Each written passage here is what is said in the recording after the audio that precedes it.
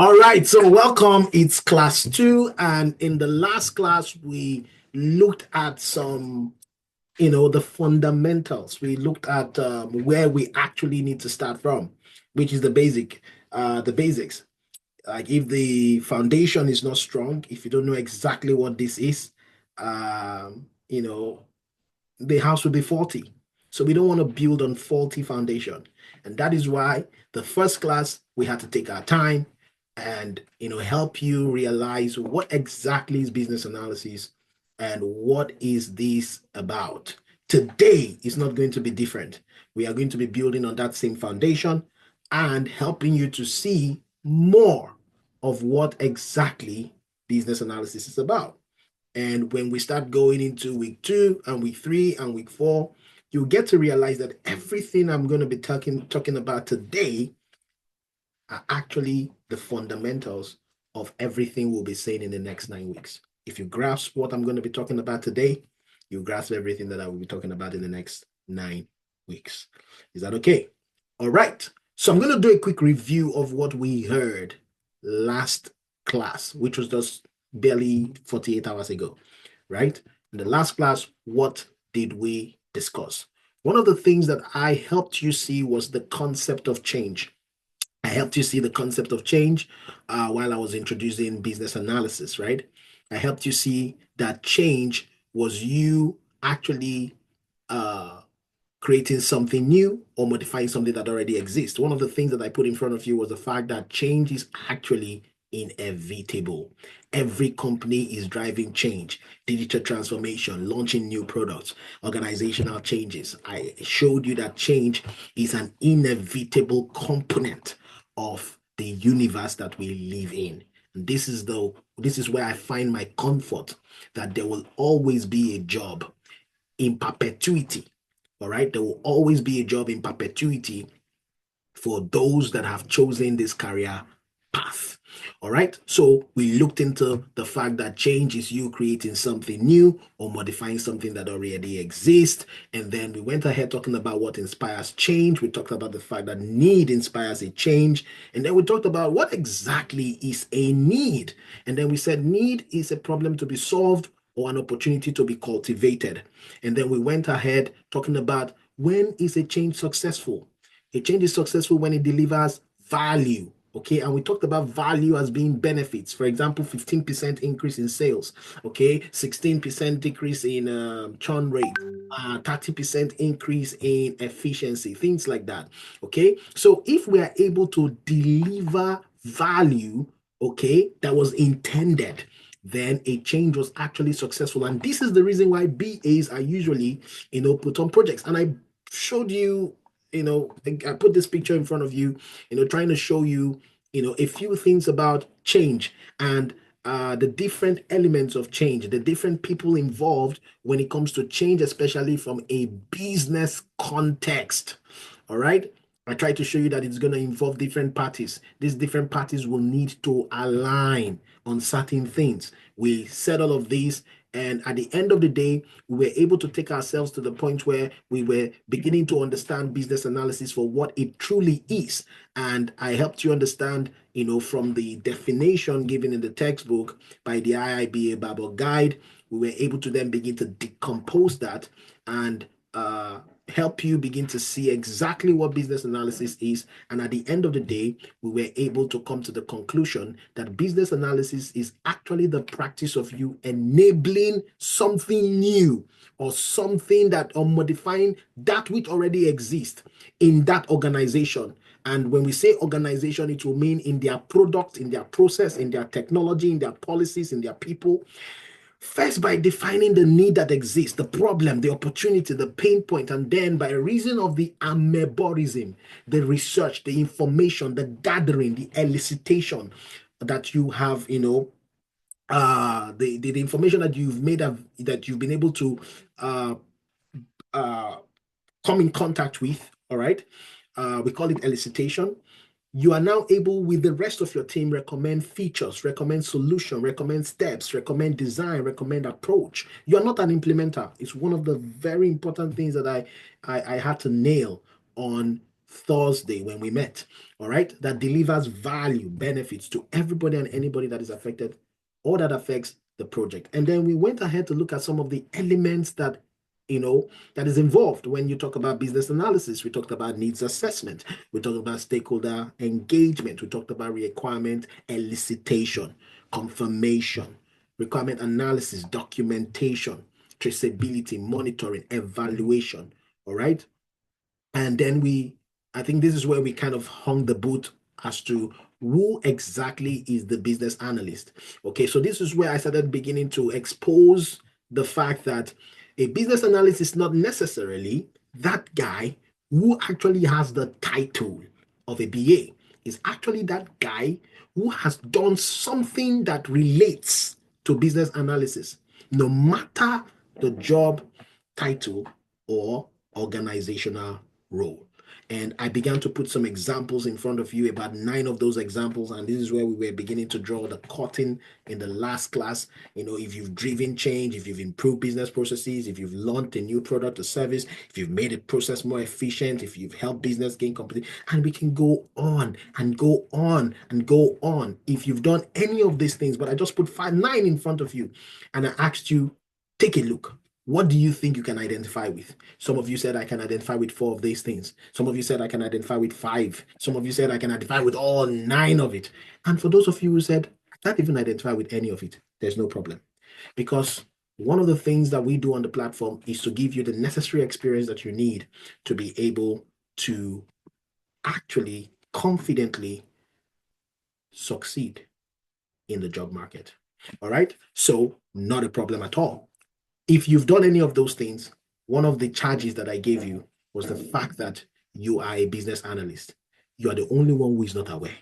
You're the only one who has shortchanged yourself up until date. But thank God you are here. All right? That has to stop. It then means that there is an opportunity for us to move you to the next level. And that next level will mean that we need to arm you with the necessary knowledge to go into the market and take what belongs to you. Not just knowledge, there's also the support that you need, both mental and emotional, all right, for you to be able to weather the storm when it comes to the job market that is actually very prevalent right now. You need both. All right, so let's begin to now, delve into and open some more chapters. Okay, like I said, in this first week, it's going to be mainly foundational, right? Nothing crazy, really, really very foundational stuff, right? And we'll just, go from there, right? Now, hearing everything that we heard last week or last class, what exactly does a BA do? What will a BA be required to do when he gets on the job? Oh, a couple of things, right? A mix of some of these things. Number one, he may be required to justify the need. Because remember that one of the things that I mentioned on the call on Thursday was that there is always a need that triggers the change. And sometimes companies want you to justify why they should put and sink in a particular amount of money to go in that direction. Okay, so they will need you to create what is called a business case. Now, for those of you who were on the fireside chat, the last fireside chat that we had, we had on the call one of the alumni. His name is Bobby Olakunle, and he talked about how he was able to put a concise business case together for his company, and the first of his kind, that didn't have to deal with so many pages of sweet nothings, like they say, right? And it's because of how we've trained them to put these things together. Go straight to the point. Nobody cares about the fluffiness. Just go straight to the point. So one of the things you will be doing as a BA is to justify the need. Do we really need to go there? Do we really need to put the money there? Do we really need to go in that direction? These are some of the questions that you will need to answer for your company. And let me mention this, that this number one role and responsibility is not something that happens all the time. Because sometimes or most times you will be placed on a project that has already been justified, meaning that the company has decided we are going to do this. They just bring you in to work the project. But sometimes you will also be in the position to help determine if it is the next step to go. And all of these things are things that we are going to deal with adequately on the during the course of the bootcamp. Now, if you have the brochure, if you've not downloaded the brochure, go to the website, download the brochure. You will see that in module 3. It's called the business case. Okay, all those grammar that I spoke, I was talking about the business case. Another thing that you'll be involved in is defining the need. And I think I talked about this on Thursday, where you'll be trying to find out certain information about how they currently do things. Like the plumber I talked about on Thursday that came to the house of this person who called the plumber. He didn't just run straight into the washroom and started tinkering with things. He was asking questions just to understand what is happening right now with your washroom and what do you need me to do. Okay, these are some of the things that the BA is going to do. You are going to be in that position where you are collecting that information as to what is happening right now and what do you need me to do. You also manage stakeholders in the process. We're going to talk about this shortly. You will manage stakeholders in the process. What happens when two stakeholders need two different things, but they need it done now? What happens? What do you do? How do you manage that kind of situation? These are the kind of things that you're going to encounter on the job. And sometimes, you see, you've gone through life where things like this has happened to you before. Two conflicting things that you need to do. Which takes priority over the other? And what yardstick did you use in determining that you have to do A before B? Simple, right? It's the same things that happen in business analysis. That's why I always liken business analysis to your way of life. Business analysis is a way of life because we live it, we breathe it. It's when you begin to enter into, it's like, permit me to say, I'm sorry to say, it's like secret court. Sometimes you may not know what is inside there until you enter there, right? You may be hearing some things, but you will not know until you enter. Sometimes it takes somebody who is in there to come and expose certain things to you and help you to see the reality of things. Okay. And I'm telling you, as somebody who has been an insider for more than a decade, all right, that the things you do in business analysis is more very, very, very, very likened to the things you do in your daily life. You'll get to see some of these things as I begin to go through the motions. The next other thing that you find yourself doing as a BA is facilitating sessions. Facilitating meetings. Some of you will say you are shy. Okay. I'm an introvert. Okay. Now, we're not saying come and talk when you are not asked to talk. Introvertness has nothing to do with business analysis. You talk when it is needed. And there's nobody who does not talk on their job. Tell me the job you do currently where you do you don't talk because you said you're an introvert. It's like money is not hungering you. Even if you're a nurse, you talk to people. Even you're a customer service rep, you talk to people. And when do you talk to people? Do you just talk to people because you feel like talking to people? You talk to people on that job because it is necessary. So don't say because you are facilitating meetings or staff managing stakeholders, you have to be an extrovert to be a BA. Who said so? Tell me the job you do where you don't talk, where you stay mute. Okay, fine. So you facilitate meetings, you gather requirements, you question requirements, you challenge requirements sometimes because at some point you will have enough information available to you that when they start asking you to do certain things, you can say, doesn't sound right. Doesn't sound right. You see, you can always help them understand that you can't go in that direction. And you also have to confirm requirements in some cases. In some cases, you have to analyze it even further. In most cases or all cases, you have to document it for reference. And these are the things that we are going to be teaching you in the next 9 weeks of our conversation on the subject matter of business analysis. You'll be communicating requirements. You'll be helping your team and stakeholders to understand the requirements you've put together. You monitor things over time to see how they change. You will test the solution to ensure that it is what you asked that they have actually put together, not the what I ordered versus what I got. No, not that type of thing. It is what you gave them that they need to give you. So you will take your time to make sure you test the solution to meet its requirements. Like some of you, you have given your clothes or your 10 yards and 20 yards to your tailor or fashion designer When they sold the dress for you, did you just put it on the day of the party? Okay, your answer is actually very loud. The answer is no. You didn't just put it on the day of the party. You had to test to make sure that that bust line that you told them to make sure that the thing is shouting everywhere, they actually sold that dress according to your taste. That shabba that you wanted them to tear it to a certain point. Now use your imagination to think about where she might have told the tailor to extend it to. That is your own business. If your mind is clean and pure, you will end it somewhere nice. Anyways, listen, what I'm trying to tell you is these things are things that you do daily. They're not new things, right? And that's what I'm trying to help you understand. You're going to test things before you launch them, right? You're going to see whether what I told you to do for me is actually what you did for me, right?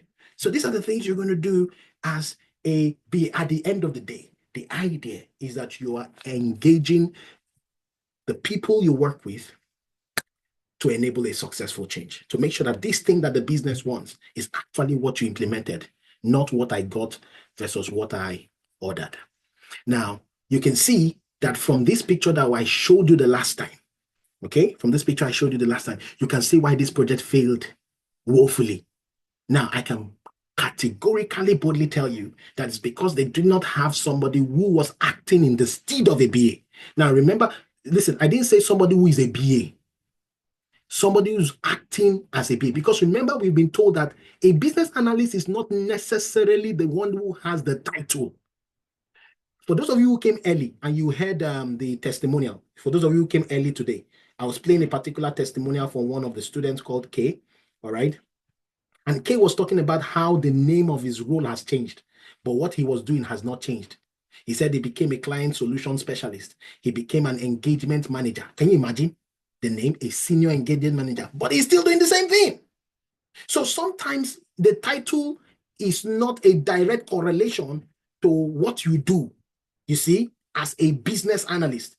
As long as you are doing what a business analyst would do, then it is indeed that you're a business analyst. So that's why I said the reason why this project failed was because they didn't have somebody who was going to work in the stead of a business analyst. And so it failed. Can you imagine? How can a project go on and there is no singular documentation for reference purpose? What if the developer that was working today leaves that project tomorrow? When the next developer comes in, where do you want him to start from? No documentation for reference. You see? So you as the business analyst would have been equipped and fully trained to be able to enter into such positions and be able to deliver such artifacts for the project to be a success. All right, let's move on. The next question I want to answer with you today is, do you need to be a tech whiz for you to be a successful business analyst? Okay, your answer is also already resonating. It's no, a big no. Now, don't get me wrong here. Am I saying you do not need to be in any way, shape, or form, have some knowledge of some technical stuff? Oh, no, that's not what I'm saying. All right. But do you really need to be technical to have a BA job? Now, this is where I begin to dissect the market for you. Remember, you will see 3,000 jobs for business analysis. You will see 2,000 jobs, 5,000 jobs. In fact, I was just on Eluta before I came in here. I went on Eluta. I went on eluta.ca and I put in business analyst and I searched. Now, that is about 4,370. Okay? Now, I will be lying to you. I will be a big liar. I'll be lying to you if I tell you that when you're done with the training, like this nature, you'll be able to apply to all of the 4,370 jobs. I will be a big liar. You know why?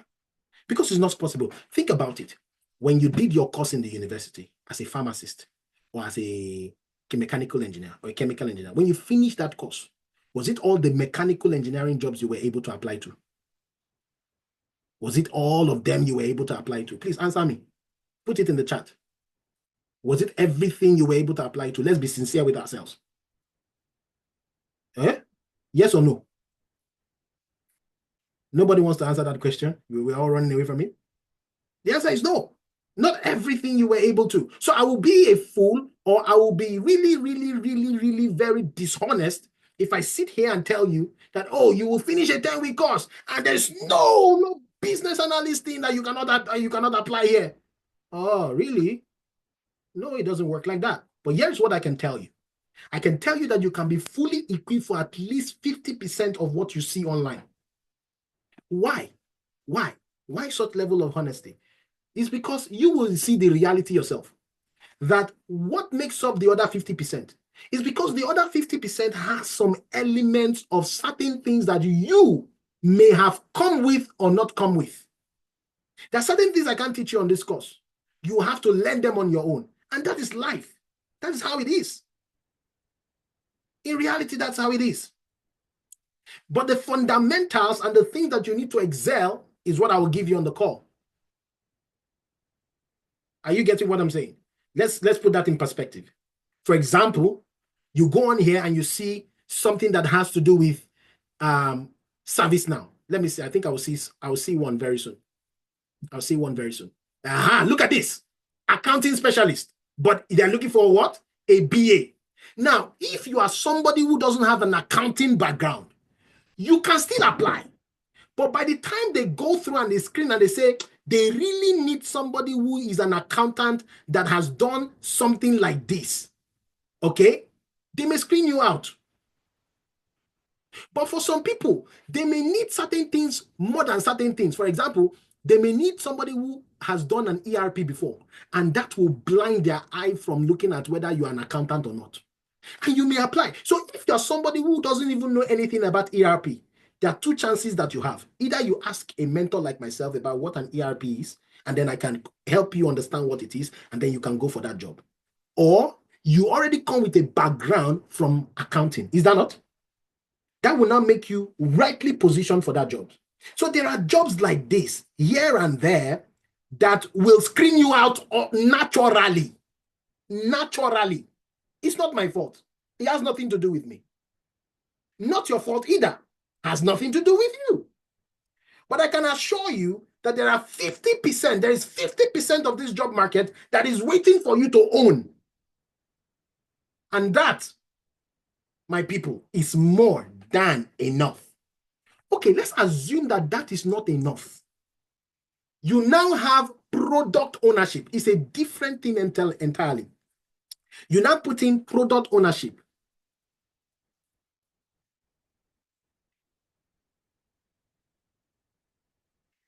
You have 4,802. This course prepares you for product ownership. Imagine the 2,000 jobs you were not able to apply because of domain-specific things, tool-specific stuff, and all of that stuff. Now you are doing product ownership. There's even more, 4,802. With product ownership, even the bar is a bit lower. You can apply to at least 70% or 80% of most product ownership jobs. And one of the things I'm going to do, if time permits me, is I'm going to dissect one of these roles with you very soon. I will dissect the role and help you see exactly why it is possible for you to be able to do these things. Like me just mere looking at this role. Is this Sonko? We have one of our students in Sonko. This is Sonko. This is an energy company. So look at what they're looking for. Somebody who can help them with their digital product lifecycle. Now, when you go into the brochure, in fact, don't let me go too much and do the brochure. If you go in here,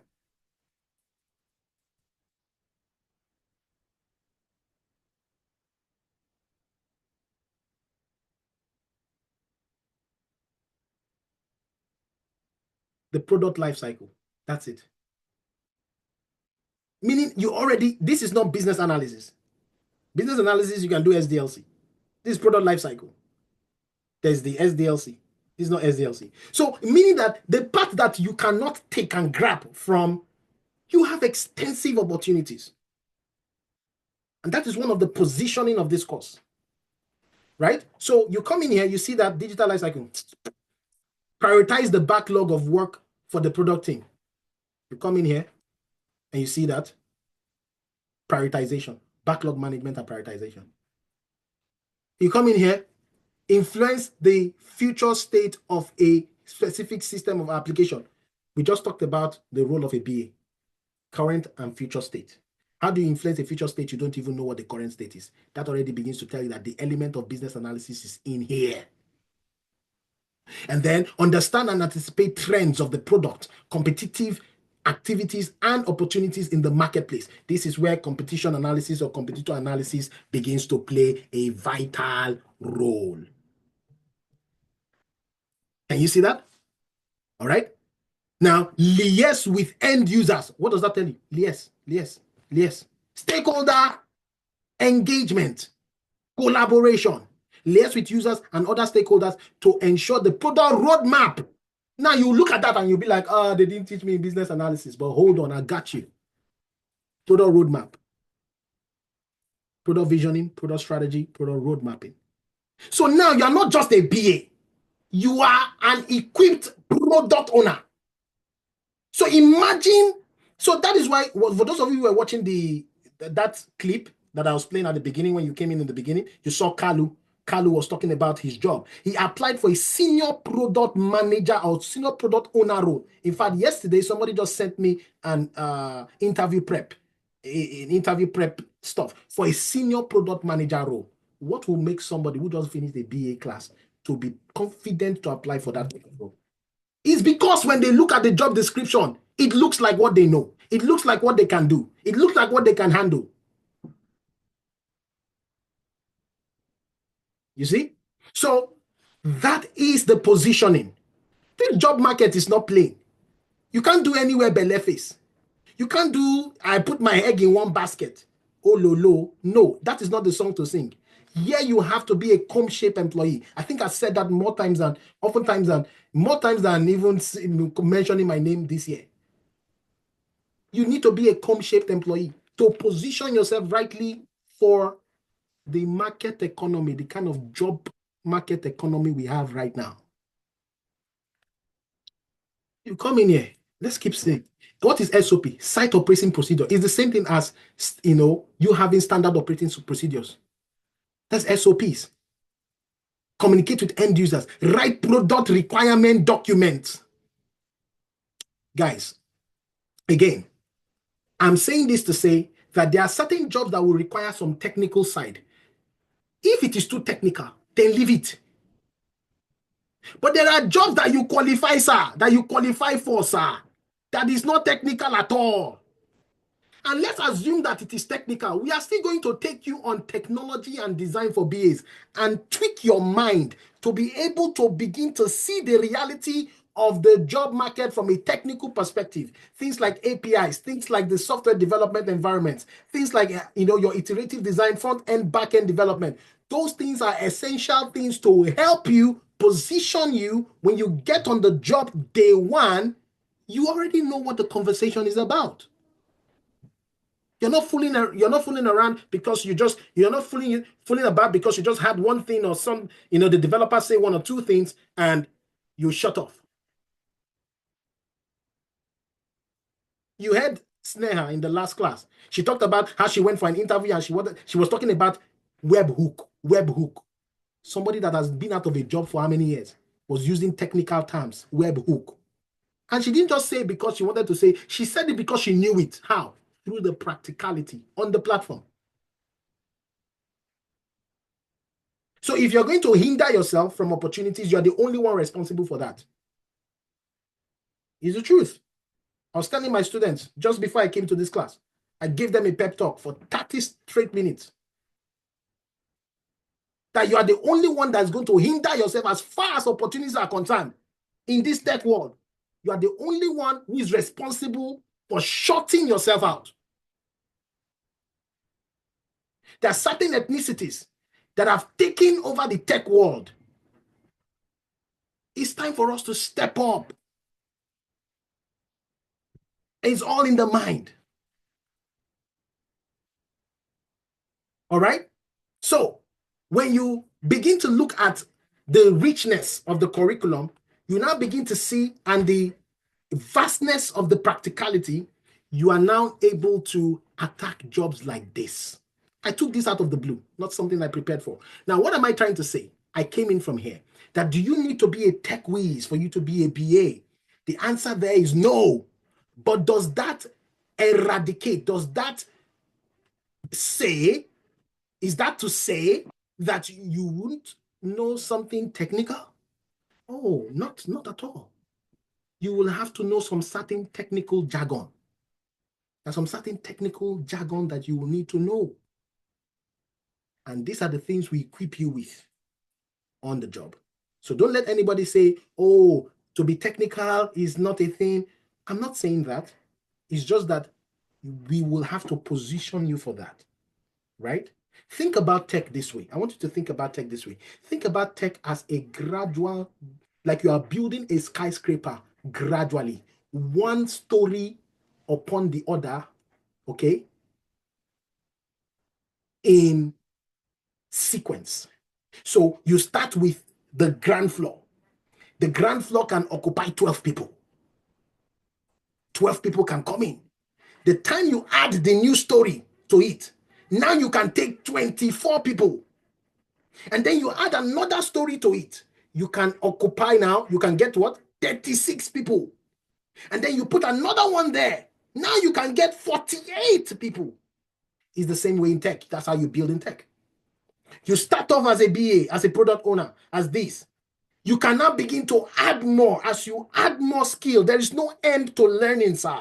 I spent almost 5,000 as the year started to learn some new skills. I bought some AI courses. I bought some other technical related courses. Some on Udemy, some on some other platforms, some on some very expensive platforms. Why? Because learning is continuous. If I must stand here as a mentor, I must be ahead of you several steps. Here's the truth. You know the kind of students have the good, the bad, and the ugly. So I have to be here to make sure that I'm always ahead. 10 steps ahead, if not 20. So that when you bring the issue, I know how to tackle it. I've already seen there, I've been there, done that, and lived it. So when he talks about being techie, it's not a requisite like now, but it's something that you can build over time. So do you need to be techie to be a BA? The answer, of course, is no. While it is true that a BA does not need to be technical, while that holds true, the BA will still need to understand certain concepts. If you have to get into this market and shine, you will have to know how to use certain tools. You will know how to use and employ certain techniques. You will need to know how to deploy certain skill set. You will need to learn to deliver certain artifacts. And this is what this 10 weeks is going to be about, guys. It's going to be about the concepts.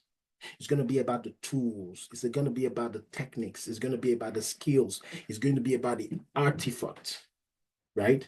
To get the job done. That's what we're going to be giving you in the next 9 weeks. I'm going to answer those questions. I see the questions, so don't worry. Now, one of the first tasks that I give you is to begin to look at job description like we looked at today. You see? Because when you begin to look at the job descriptions, I know it may not make sense to you now. Trust me, after 1, 2, 3 classes, so many things will make sense. But what happens when you begin to look at things for yourself?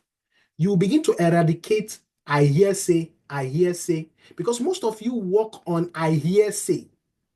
I heard that they said, and I heard. Why not go in and look for things by yourself and look at things for yourself instead of I heard from the, from the vine. Okay? Instead of I heard from the vine, why not hear directly from you? Go and do the research yourself. So one of the things I give you as a task, now you don't need to submit it to me. For those of you who come into week 2, I'm going to discuss some of the things that you found out, right? We're going to discuss it together. right? But you don't need to submit this to me. But what does it do for you? Listen, I studied more than hundreds of these job descriptions before I ever became a BA. Why? It helped me begin to position my mind, to begin to see my future, to begin to see the things that I was either lacking or not lacking. If you're taking this seriously, I would admonish you to do the same. I would admonish you to do the same. Study 40 job descriptions. Now, you don't have to do it in 1 week. It may be on your commute to work. Just look at it once in a week. You can look at 5 of these in a week. You can look at 4 of these in a week, 3 of these in a week. You don't have to rush. 3 of these in a week is fine. 2 of these in a week. But try and analyze these job descriptions. Business analyst, product ownership, product manager roles. Let your mind begin to, you see, you cannot go for something you have not seen, something you've not overcome in your mind. Let your mind begin to grasp it, to collect it. Listen, some of you will still listen to what I'm saying now, you will not do it. And you think I'm just trying to cap. It's not capping. Go and ask the people that have gotten jobs. They've done exactly what I've asked them to do. Your mind needs to begin to see it early enough. You need to bombard your mind so that, when you are thinking of a job, the only kind of description that comes to your mind is elicitation, this. You can only see BAPOPM, period, and anything that is related. Please try it. Try it for 5 weeks consistently. If your level of confidence does not begin to move, if this does not tether the needle, if this does not tether the needle, don't believe me again. If it does not tether the needle. So please take some time to look at these jobs. Look at 40 of them. Look at some of the job description. Look at some of the things they asked for. Look at some of the certifications that they asked for. Did they say it was a nice to have? Did they say it was, very important that you must have it? You see, did they say it was a must have? Find out these things for yourself. So you don't fall into the trap of, I heard, I hearsay, because hearsay has kept a lot of people on the fence and has kept them from taking action. And the ones who are like, I'm already on the ground anyways, let me do it. They take those little actions and exponential results. So that is going to be my first thing to you to do today. Is that okay? Now let's move on to the next thing. Somebody's asking a question before I go to the next thing. Please, are we going to keep doing practicals until we get a job? It will really help. The answer to that is a big yes. Okay, the answer is a big yes. You will be doing all of that, and that is why the way we structure the work is that you go through the training, and then while you are out there looking for a job, you are actively working on something so that you do not forget everything you've learned. What I see most people do is that they do a training and they go and be looking for a job, and there's nothing that keeps them engaged. There's nothing that keeps them engaged. Ask people on the platform. You are engaged constantly. The only time you're not engaged is when you choose not to be engaged. You're the one to choose not to be engaged. All right?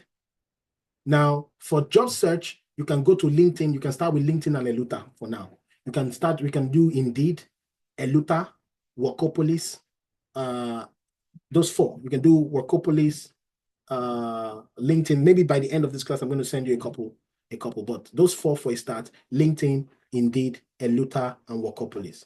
You can start with those 4. Okay? And I'll send you a couple more. Eluta is a great one. It's a good one. They get like very renewed, nothing. They're better than LinkedIn from my own, I've used them. I used them right from the first day I got to Canada. I don't know how I stumbled against that. I just typed, job platforms here. And in North America, you can do the same thing. You get so many job platforms. Don't stay with LinkedIn alone. All right? Don't stay with LinkedIn alone.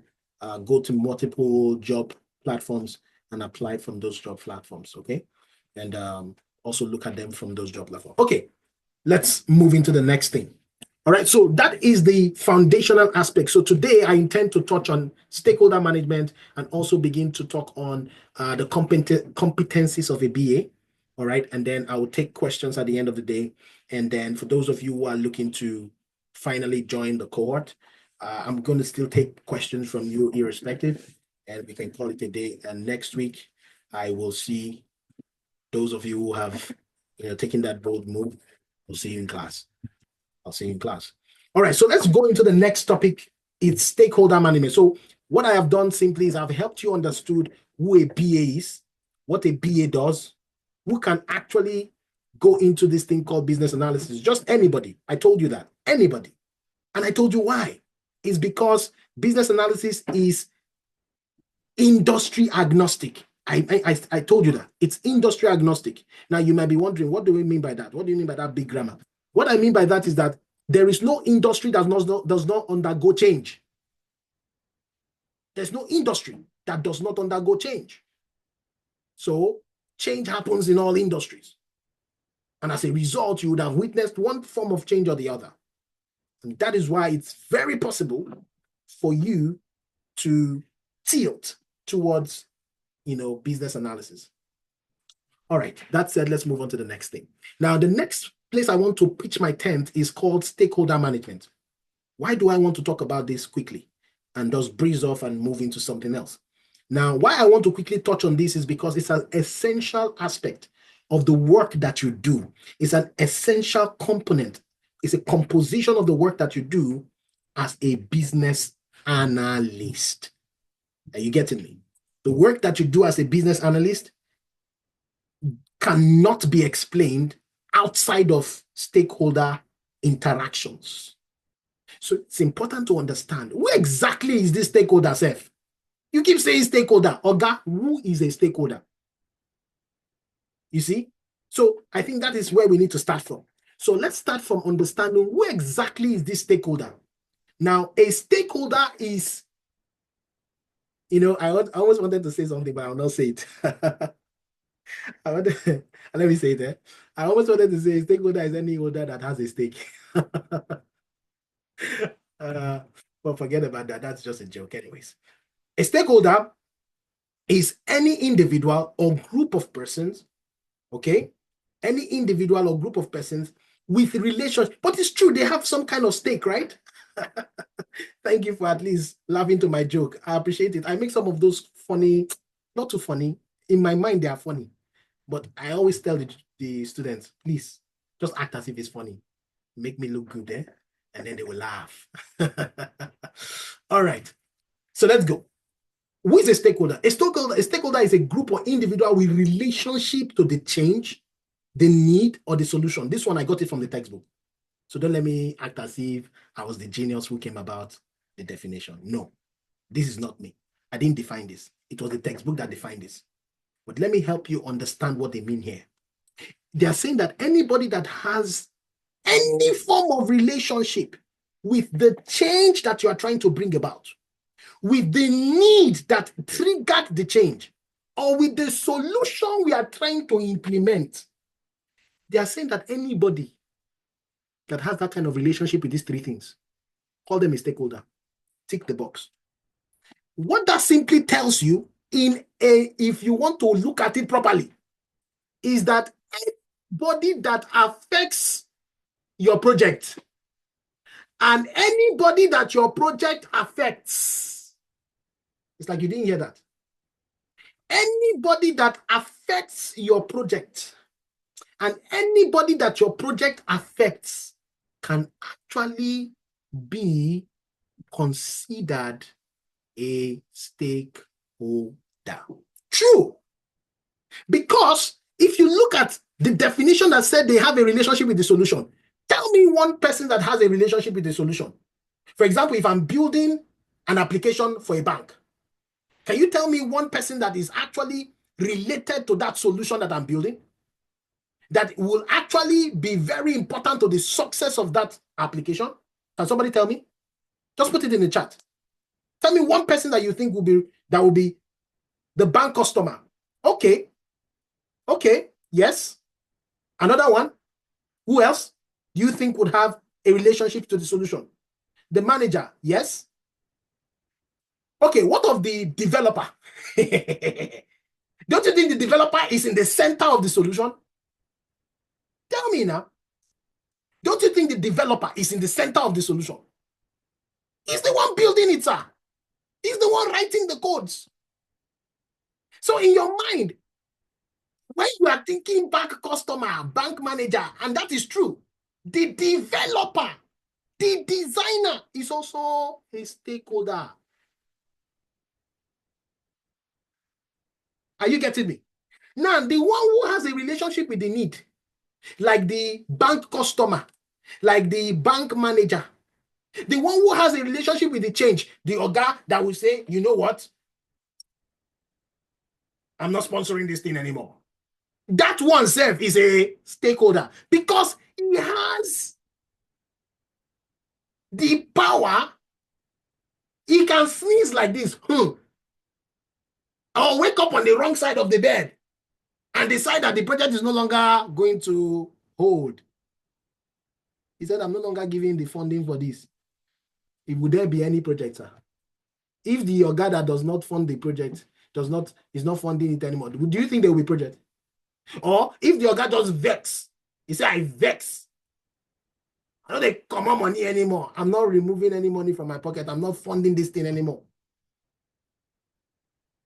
Do you think that project will still hold? So anybody that can pull the rug from under you, anybody that can affect the project or the project affects can be considered a stakeholder, sir.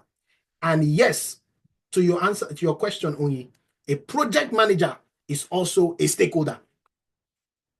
Everybody that is related to the solution should be considered in the eye of the business analyst.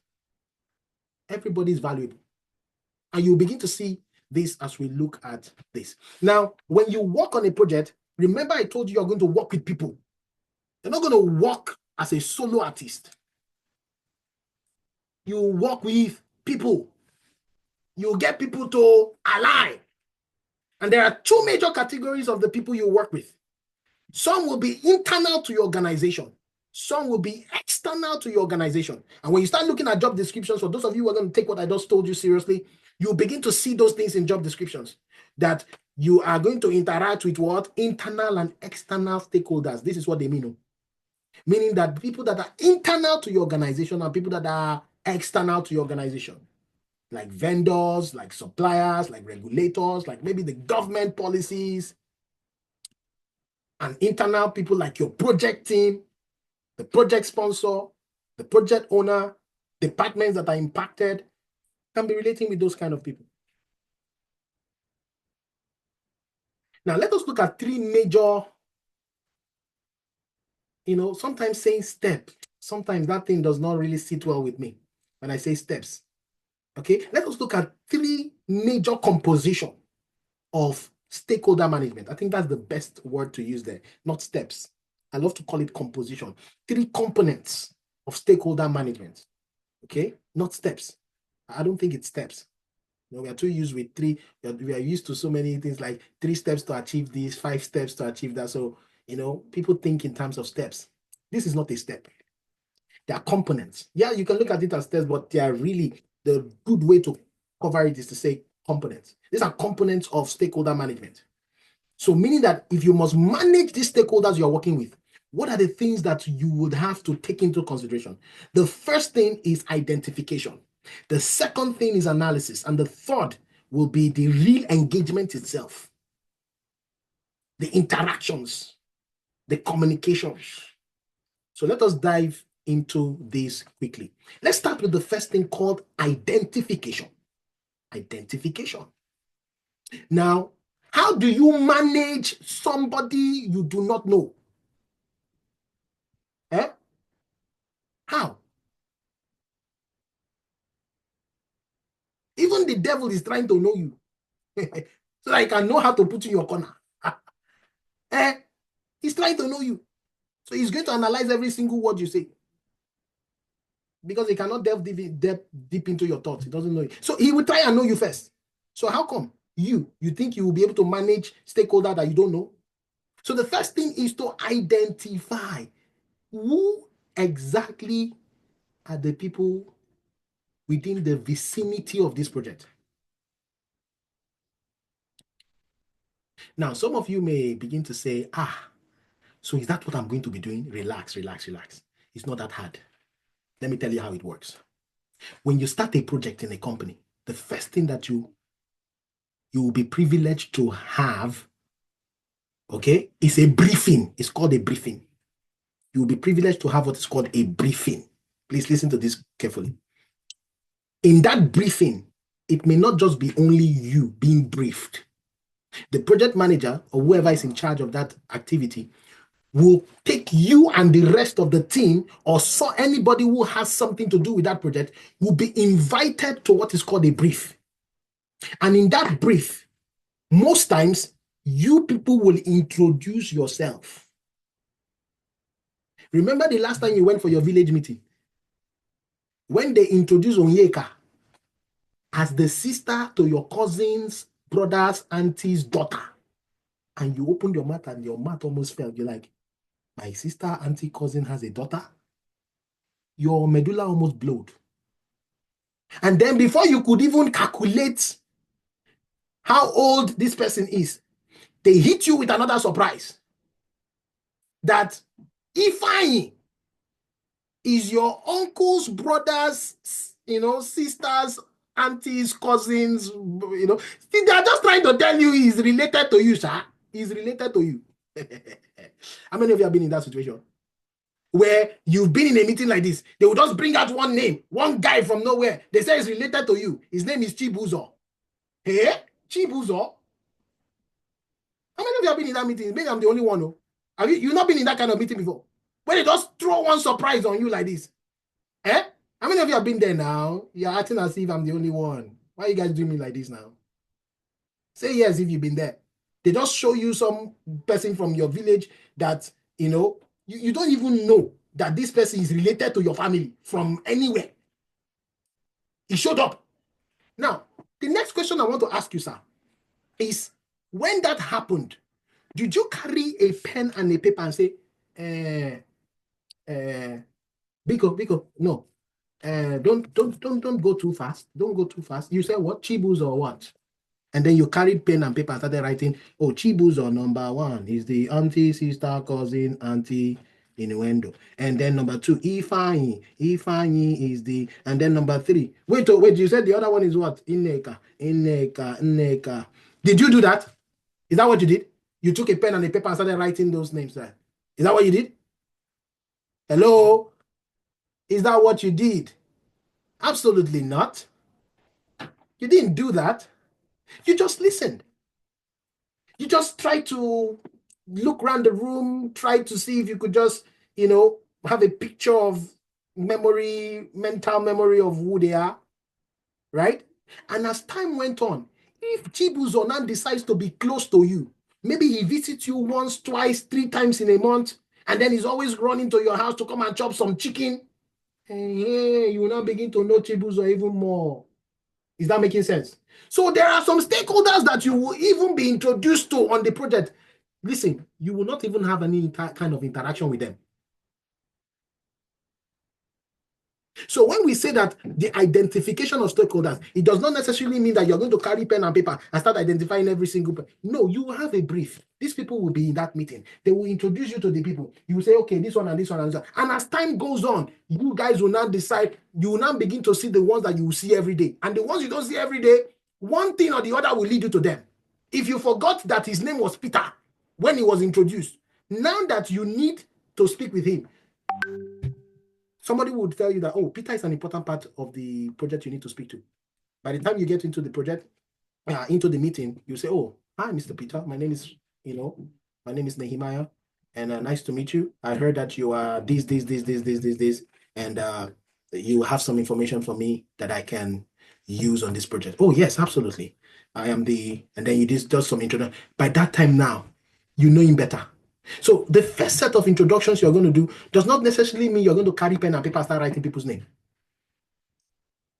So identification is where You are going to look at and see those individuals or organizations that are directly or indirectly affected by the intended change, the company's activities, or who have a specific interest in these activities. Now, it will result in a list of stakeholders. And this is why I said it will not necessarily mean that you are writing stuff down. In fact, when it comes to writing the list of stakeholders, it is the project manager that has that list. So that is not something you should be bothered about. Okay? So, in identifying stakeholders, who is internally affected by the change? The answer to that question will be a stakeholder. Who is an important part of the project success? If you can answer that question, the answer is a stakeholder. Which external partners or individuals or groups are associated with the project? If you answer that question, the answer is going to be what? A stakeholder. What are the parameters of the project? If you answer that and know the people that are involved or the organizations that are involved, that will also imply stakeholder. So now that you know the people that are going to be interested in this project, working on this project, be one way or the other involved in this project, not necessarily because you wrote them down, but because you have a mental note of them, the next thing is to now begin to say, who and who do I need to talk to now?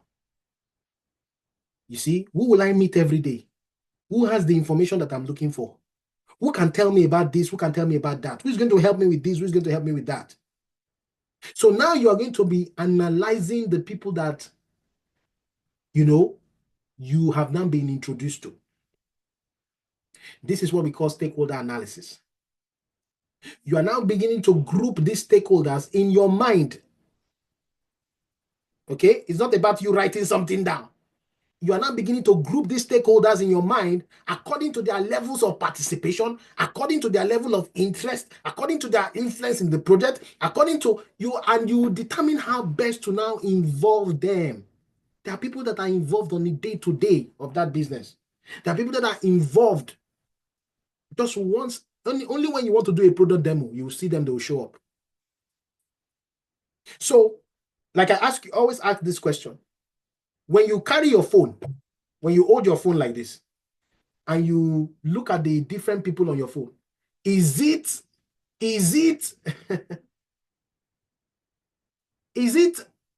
everybody on your phone that you call every day? Let's look at that quickly.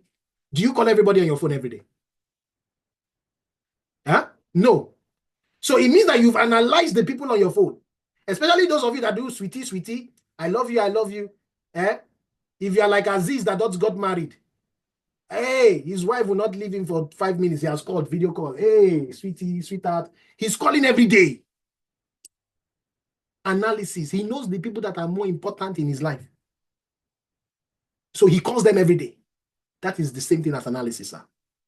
So you now know the people you can enlist for help. You know the people that you can gain an early alignment with. You know, as you are doing your work, as you are going steadily. So don't think this is something you are going to get in one day. It's as you progress in the work. As you are progressing in the work and they are introducing you to different people, okay, today you need this. And they say, oh, go to the finance department. The HOD is going to help you with, and then you go. As you talk with that one, you cannot begin to analyze them based on their level of interest, their level of influence. Listen, it will even get to a point where there are certain stakeholders that your supervisor will tell you don't interact with them. Yes. Sometimes your supervisor will say, don't even interact with that one. Let me be the one to talk to him. Because they know that if you go and say a small thing like this, that is out of the books, you have ruined the project. So there are some people that even your supervisor will tell you, if it is, even if you are sending them an email, copy me. Or before you even send that email, let me see what you are sending. Because it is too, it is too dangerous. They can, if they nod their head like this, they can finish the project. They can end the project in an instant. So they don't want to take those chances. So analysis helps you to know who is who. So sometimes there is this mental model that we have, like the power interest grid. There is this mental model that we have that, oh, this person has this level of power, this level of influence, this level of interest. And as a result of this mental model, we are beginning to put them into some certain compartments, into some certain quadrants where, oh, this one, we need to keep him informed because he's the one that is going to be using that ERP. He's the one that is going to be using that application. So he needs to know what we are changing. So you need to keep him involved or informed. He may not have that much power to stop the project or get the project going, but he has enough interest in the project because the project affects the way he works. So let's keep him informed. So as you are relating with people on a day-to-day basis, that is why the job of a BA, the light that you receive, okay, as you continue to do the work of a BA is progressive. The things you know as you continue to do the work of a BA is progressive. People imagine this BA thing as, I get on the job today, I get on the project today, I know 100% today. Abba. Even a child learns to crawl before he learns to walk. And then when he walks, before he can even start running, when you are not Peppa Pig, when you are not cartoon, it's cartoon that they can bomb today, and by cartoon you just see the baby is flying. That's not real life. It happens in business analysis too. What you know about the project is progressive. You must understand that. And this is what people are, this is what people are trying to, think about. On my first day of work, I'm afraid, how will I do it? How will I know what day? You will not know everything on your first day of work, sir. Relax. Even we that take on project as consultants do not know everything on the first day. Relax, sir. Come on. Have you ever gone to a new environment in your life? You packed and you moved your load to a new environment and you knew that environment in one day? Some of you till today are still discovering the environment you entered. And you think it's automatic like that. You just go and jump on the project and you know the project that day. That's the way some of you are thinking about this BA thing. So you make life complicated for yourself. But I'm here to help you understand the truth. It doesn't work like that, sir. What you learn, even with stakeholders, what you learn is progressive. You don't capture everything in one day. Some of you have not discovered your husband finish. You don't even know your wife to the end. Is it the stakeholder you want to now? Stakeholder you don't live with. Stakeholder you don't live with, you want to know him in one day. Abba, come on. That expectation is too lofty. Bring it down a little bit. Yeah? Don't kill yourself before you start the job. You see? First go and find out everything about your wife. And if you can do that, you have the certificate and the license to now hold yourself responsible for knowing a stakeholder to the end in one day. So the mental note of the power interest grid helps you to now begin to analyze the stakeholder into how powerful they are, the interest, and how you manage them. Like I've said, there are some of them you manage closely because of how powerful they are. And now, I remember one project I did. It's a tire company. It's a tire company, this project. So we struggled to get the right type of developers for that project. So we kept, playing around with this person and moving because we are consultants, right? We consult for different companies. So we couldn't still get the right developer. Finally, the sponsor discovered that we were just dilly-dallying. We were trying to buy time. Once he discovered that, he just cut off the project. Why? Because he's that powerful. We were trying to manage him closely, keep him satisfied. So when he asked for a demo, we quickly do and put some things together and show him the demo. But at some point, it's like he understood the game, that these guys were just trying to buy time. They've not really had the developer that will help us do this thing. So he knew. So you will know the people that are really, he was the one we needed to keep satisfied, not nobody else. Nobody else mattered. He was the one because he was the one paying the bills. So when it comes to stakeholder analysis, you will understand that there's another model called the RACI. Now, this one is not usually a mental model. It is actually a documented stuff. Most times it is the project manager that documents this. And sometimes you as the BA, remember I told you that there are some overlaps. Okay? There's some overlaps. There's some overlaps that happens. Okay? RACI stands for R, responsible, A, accountable, C, consulted, I, informed. Now, as part of your work, you begin to know who is responsible for what. Who is responsible for this thing? Who is responsible for that thing? Who is responsible to give me information that I need? I remember when one of the banks in Montreal that I consulted for, and they wanted us to do a digital transformation, starting with their content management system, right? Now, the first meeting that I had, that was the intro, the brief that I had with the director of operations, the Oga Patapata. The first question I asked is, who can help me understand how each of the departments will be using the application? Who can help me? So she started telling, okay, you know what? Consult this person in this person, consult this person in legal, consult this person in this, consult this person in that. And I said, oh, if you don't mind, are you able to send me an email that captures this? And probably, can you copy them also in the email so that it's easier for me to, have that communication? Of course, she helped me with that information. So I got the people that I know that they will be responsible now, because the director has said it, they now become responsible for giving me the information. And I know whom now that I can consult. So in every job that you do, you will know who is accountable for something. You will know who is responsible for something. You will know who should be informed with respect to a thing. And listen, this does not come as an extra activity. It's a mental, this thing comes automatically as a mental note. It's just like you in your house. You know what your children should be doing at 7 a.m. in the morning. You know who is capable for cleaning the carpet. You know who is capable, who is responsible rather for, washing the dishes. You know those things.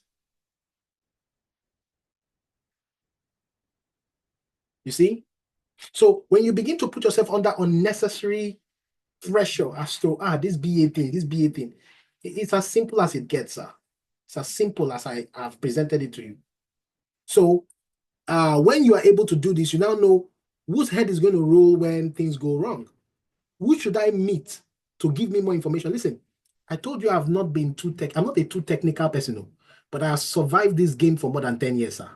I'm not a too technical. Do you know why? Because I know who to consult when I hear something that I do not understand, especially when that thing is technical. I know whom to consult. I am the good cop. I'm not the bad cop.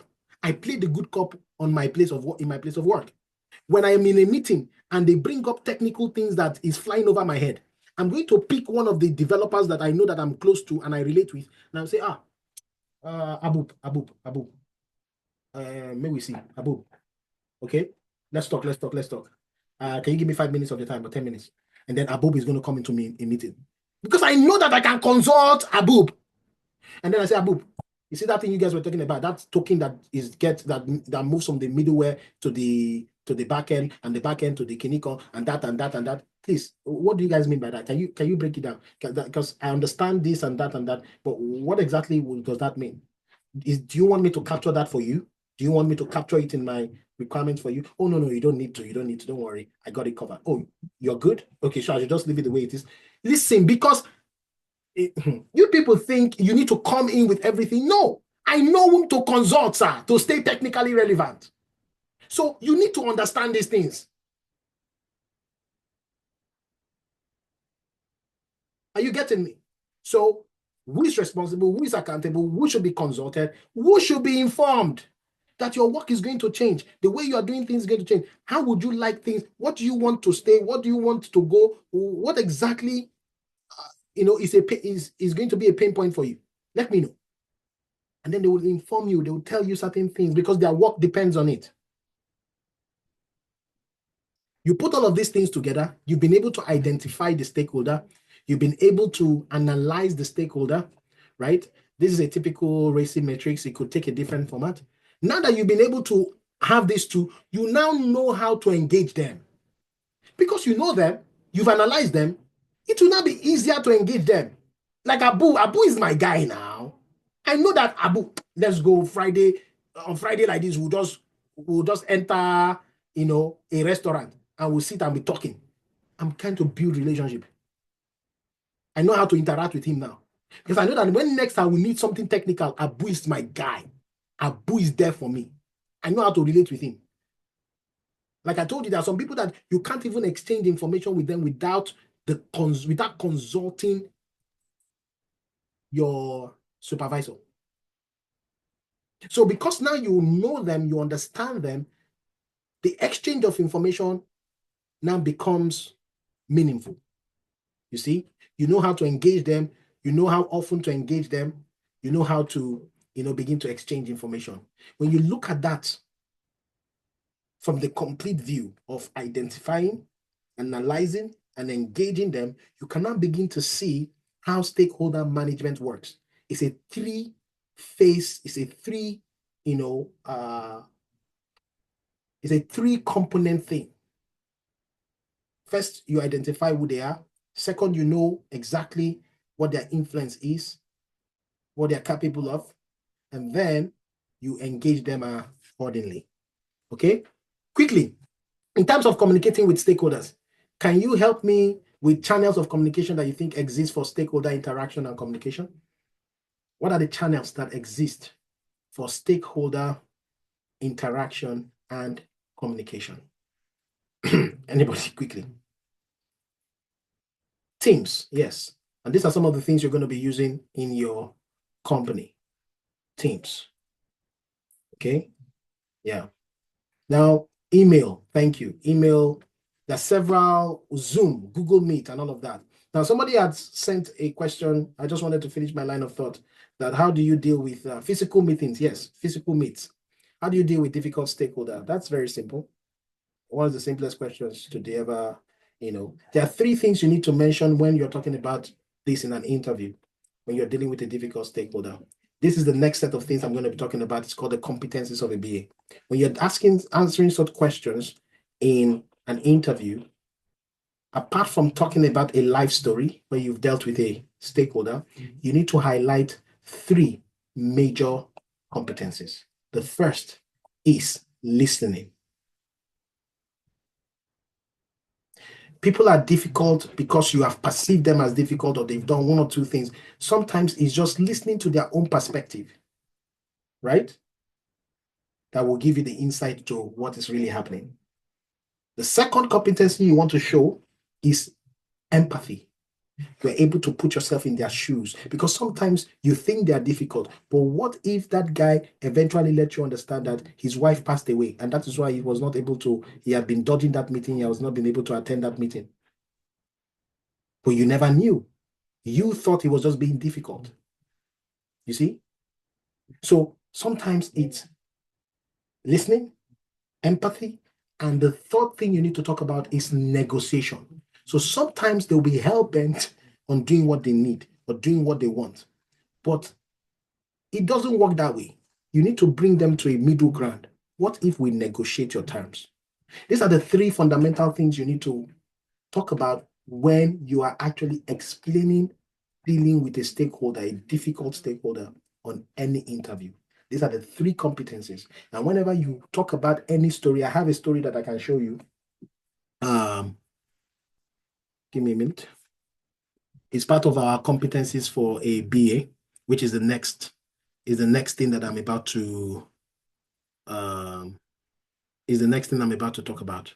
So give me a minute.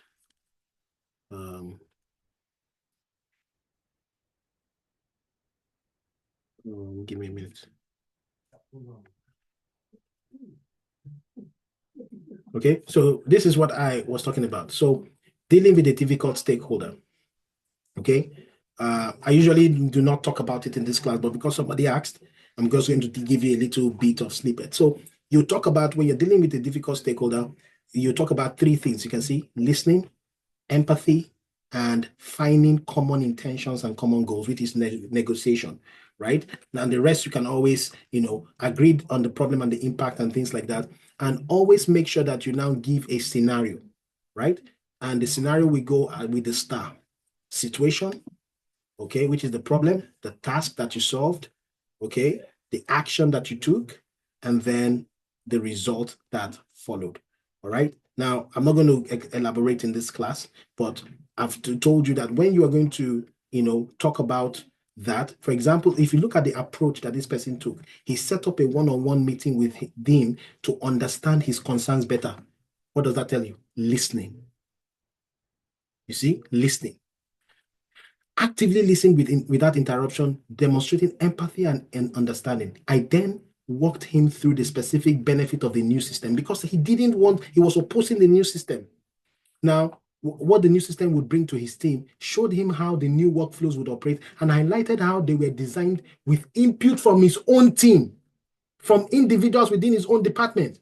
And I also arranged a few hands-on training sessions. So these are some things that these are questions that when you answer in an interview, we need to tweak it. And this is one of the stories I always ask you to have in your pocket for any interview. If you go through interview prep with me, you need to have this story in your pocket because you can expect it to come at any time. You see, this one and dealing with stakeholder requirements, right? When you deal with competing requirements, how do you deal with that? So I hope that helps, right? Okay. So I hope that helps with, answering that question. Let's go to the next thing on my list, which is the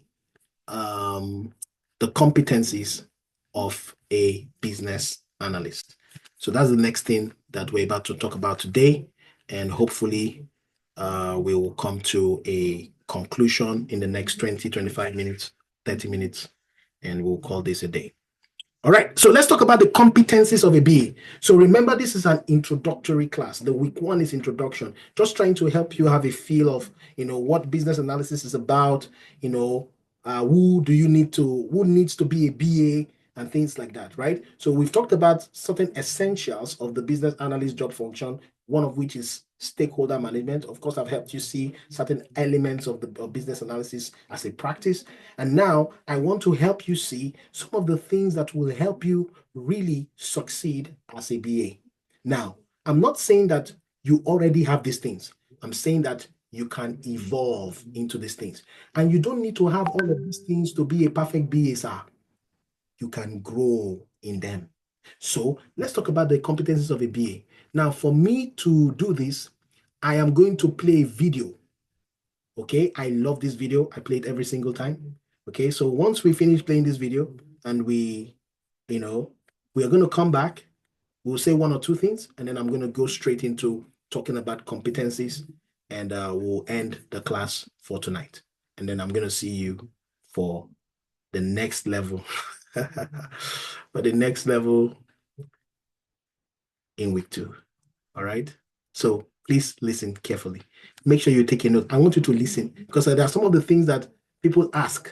This lady, I love her. She explained everything and she answered your question. So please listen. Listen to this. This video I play it every time.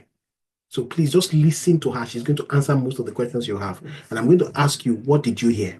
So take your notes, take your pen, and listen.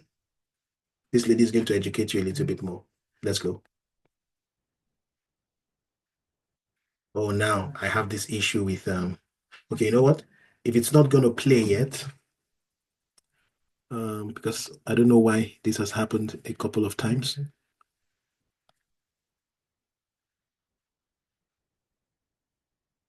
Okay. Hey, if you're a renter in Canada and you're struggling with heavy credit card debt, $10,000, $20,000, $30,000. Kia ora, I'm Gemma, I'm a business analyst and I work for Red Vespa in Wellington.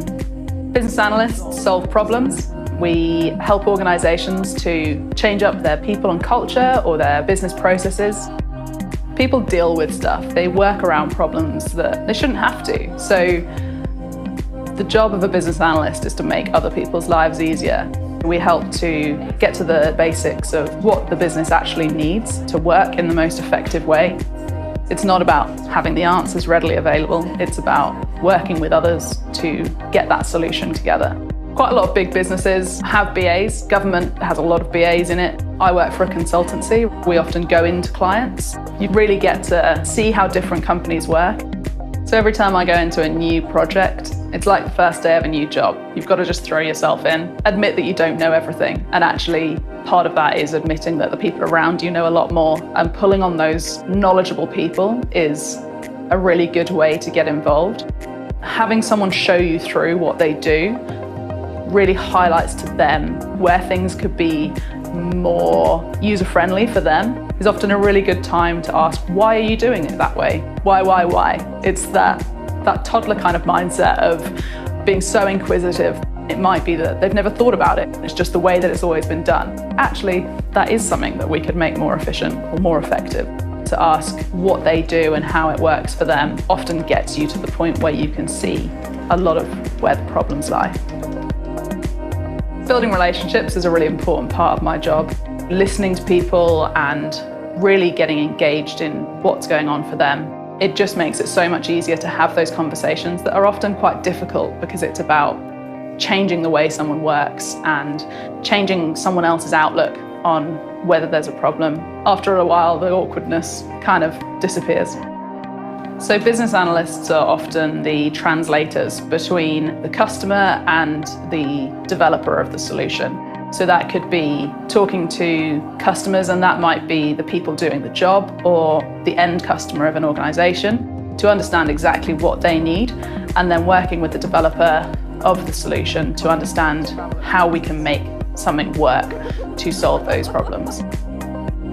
Most BAs work as contractors, which means that they are self-employed and they go into different clients for periods of time, and then they have to find their next job.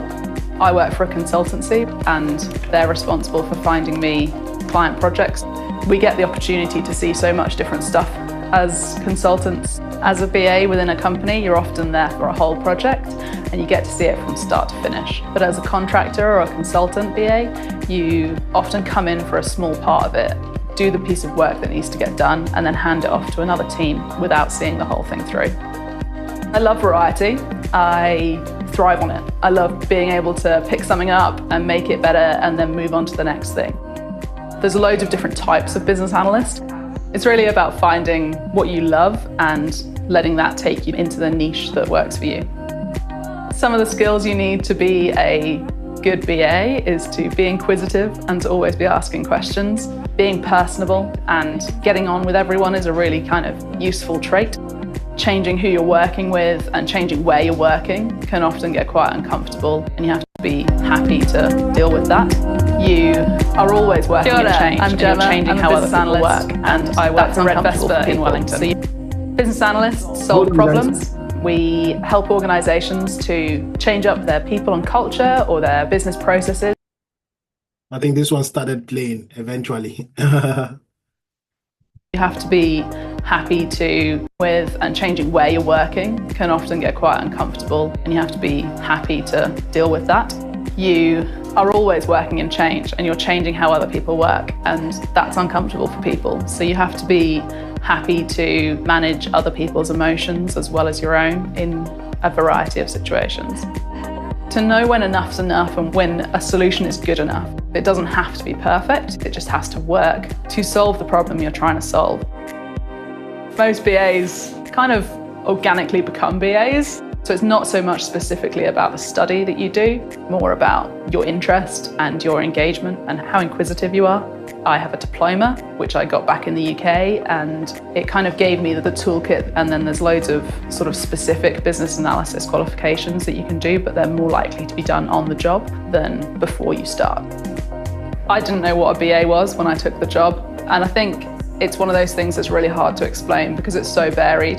The context of solving those problems and being really engaged and inquisitive in whatever you're trying to resolve is the most key thing, but the way you do that could be so different.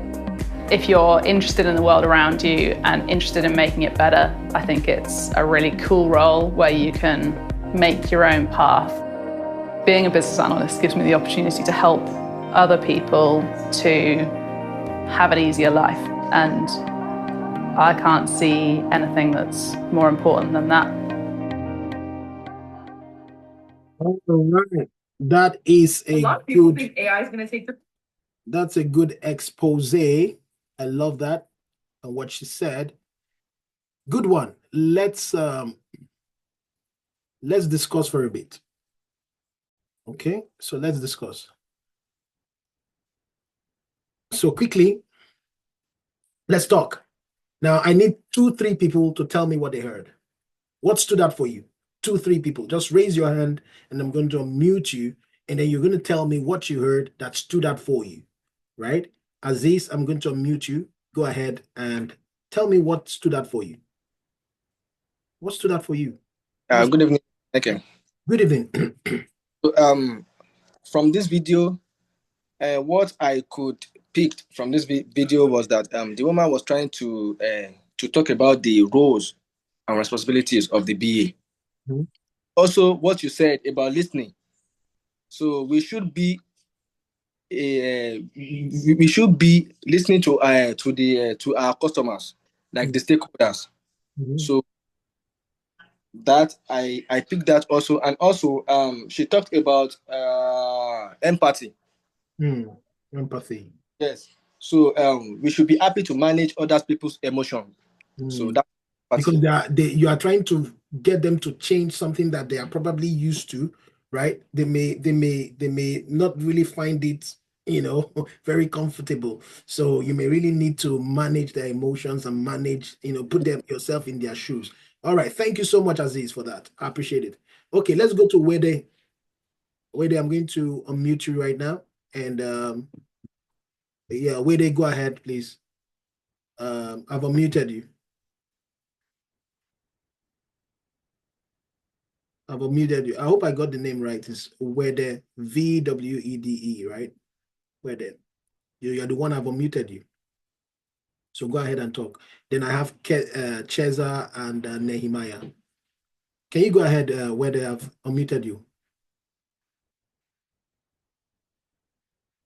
Yeah, if you're saying something, we cannot hear you yet. So just know that if you're saying something, we can't hear you yet.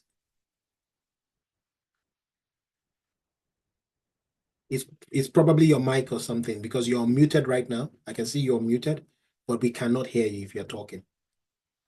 You're muted, but we cannot hear you if you're talking. So I guess it's something that has to do with we can't hear you whether we can't. I guess it's your mic. You may, if you're an earpiece, just try and disconnect the earpiece and try to talk without the earpiece. So maybe that would help. Okay. All right. We can't hear you still. Okay, let me move to the next person. Cheza, I have muted you, Cheza. Go ahead and speak. I've unmuted you. Cheza, I have Can you hear me? Yes, I can hear you. Okay, for me, it was very important that she said you need to admit you do not know everything and pulling from the knowledge of everyone around you. So being on a project, it means that there are going to be different people from different backgrounds, the developers, the project managers. So you need to ask questions. She said, always ask questions. You need to be very inquisitive. And to be able to do that, you need to learn to build relationships with people and get along with everyone. That's the only way you can succeed as a Being the BA. good cop. Good. That's true. Absolutely. Thank you for that. Thank you for that. Absolutely. Thank you. Thank you so much for that. All right. Whether can we are you can we hear you? Can you hear me now? Yes, we can. Now we can hear you. All right. Go ahead. Okay. Okay, good evening, everybody. Very I, good. s- I listened to the video and I see that the video is like a summary of everything you've been saying from the first since the beginning of the program. Mhm. One thing that stood out for me is that she said a new project is like the first day of every new job, and that all she does in when she gets involved in any new project, she throws herself in Mm. it. Like that. And throwing yourself in for me has to do with putting yourself in the moment, not trying to want to like know everything immediately. You're Absolutely. putting yourself in the moment, that taking each day as it comes, giving yourself enough time to be able to learn about the process. And she also talked about being inquisitive, asking questions, when necessary, because it's not possible for you to like know everything. So you have to be inquisitive, and you have to like ask necessary questions as you progress in the course of the project. I like what you just said, because it reminds me of module 3 when we talk about elicitation. In the definition of elicitation that we look at in that module, by the time we get there, you'll see that I define elicitation as the discovery and the progressive elaboration. So when you said that, she said that, yes, you're going to put yourself in, but you take it a day at a time, right? It's the progressive elaboration. You won't know everything in one day, but that's what most people think business analysis is about. That you have to come in and know. You have to, in fact, they think you have to know, before you come into the project. But it's the reverse. You come like a toddler who knows nothing. That's what she said. Yes. Come like a toddler who knows nothing. And you are coming in to know. That's what she said. Thank you so much. Let's go to Nehemiah, who's going to be our last for the night. Nehemiah, go ahead. And I've unmuted you. Go ahead and talk. Okay. Hi, team. Yeah, hi. I think my colleague, they have like picked every point, but what I got from her is it seems every project is completely different.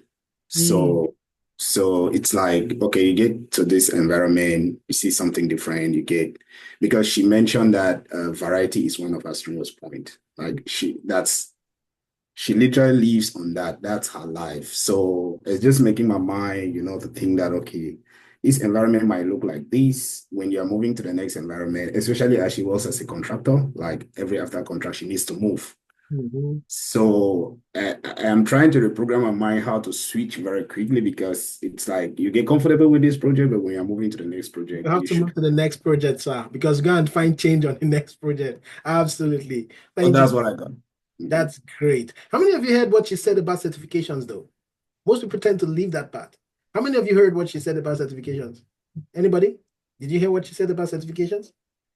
That they are most likely. Yeah, she said she got, I think, a diploma in the UK, and that kind of paved a way for her to, yeah. Yeah, but she said something about certifications. She said they are most likely to be gotten on the job than before the job. That's what she said. Because most of people are saying, hey, certificate, I need a certificate to get a job, certification. But she said that certificates are more likely to be gotten on the job than be. And if we say these things, people don't believe us. They that they have not gotten the job, they are the ones to give us and tell us that it's a lie. We are the one lying. You see? But it's the truth. She just said it. All right. Onyi, I'm going to take you as the last person for the night. Okay, go ahead. I saw your hand up. What do you want to say? Hey, good. Can you hear me? Good evening, everybody. Yes, we can. You took the words right out of my mouth. I wanted to talk about knowing, getting to know some of the things you need to do on the job. But overall, aside from listening, aside from providing solution, what struck me at the end of what she said was being able to make life easier for others. If you're the type who likes to make life easier for people, then this is it. All right. Thank you so much for that. All right. So if I end here today, if I ended here, as this is the end of the class for competencies of a being, I think we would have done justice. But there are some more things I just want to show you from my own perspective, not just for the video, from my own perspective. And then I think we'll be in a good position to end module 1 for tonight. And then when next I meet you, we can now begin to fire down on projects, project management, agile, MVPs, and the likes, okay? So next week, we're in for it on Thursday next week. So, but let me say some things here. So competency, according to the dictionary, means the ability to do something successfully or efficiently. Now, I have been able to split this into 8 different categories. Now, I expand on these categories for competencies. Now, this is just to help you see the kind of things that a BA actually needs to thrive in where he finds himself, right? So I've broken that down into number 1, relationship building and management, leadership skills, facilitation skills, communication skills, problem solving skills, business skills, analytical skills, and technical skills. I know in your mind you're like, Michael, why technical skills? You said we don't need to be technical, but right now you're saying technical skills. Are you trying to deceive me? Hold on. All right. I will I will help you explain that. All right. Somebody's asking, how do you get in touch with you? All right. You can reach out here 437-345-0501. On WhatsApp, you can reach out to us on that number. Okay. So let's go ahead and begin to break this down. Now, as a BA, one of the things that you will need to understand when it comes to the work that you do as a BA is the fact that you do not work as a loner. You are a co-creator. You work with other people. You co-create with other people. So you need to learn to work as a team. You need to learn to build relationship. Teamwork is needed. Establish rapport. Learn to be empathetic. Learn to resolve conflicts. And we talked about dealing with difficult stakeholders. When it comes to establishing rapport, listen, sometimes I remember those days I used to go to the office physically. We used to have the developers in the morning around 9 a.m. They will go to the coffee station and start talking. Some of them will talk about sports, some of them will talk about some things. It's not as if I love the conversation. It's not as if I love it. But I carry myself there. You know why? Because of rapport. I just want to build rapport so that when I ask Abub to help me with something, it's easy. It's not as if I'm trying to build something with him, that is not natural, right? He's very open to help me, right? You have this stakeholder that has a dog. He's always talking about his dog, and his dog fell ill on Friday. Here you are on a Monday morning. You are trying to run a meeting. Don't you think it makes sense to just ask him about his dog? Just ask him about his dog first. At least he mentioned that the dog is ill on Friday. It means that he has that dog at heart. One of the ways to facilitate this rapport and empathy, just talk about his dog. How is Bobby doing? Bobby is the dog. How is Slayhammer doing? Slayhammer is the dog or the cat. Oh, how was the holiday? These are some of the things that will help you to remove the friction. Remember, you are the BA. You need people to open up to you because you are going to go collect information from them. You will need information. You will need them. You will learn to establish rapport. You see? So it's not every time. Let's get straight to the matter. Which one is get straight to the matter? Sometimes you just need to be able to, be able to establish rapport. Build relationships. The second thing I want to talk about here is leadership. Leadership. Now, some of you will think I'm saying you are going to be a leader. No. The funny thing even about the BA is that he's a leader without authority. He wants to exert influence and he doesn't have authority. So how is he going to do that? So you will need to learn how to persuade people to go beyond their initial ideas. You don't have authority over their timelines. You don't have authority over their priorities, but you want to help them to choose certain things. There's a way you do it. Give them reasons why this is better than this. Facilitate the decision making. You see, you will help them. You do not have influence or you do not have authority over their priorities, yet you need to persuade them to take certain actions.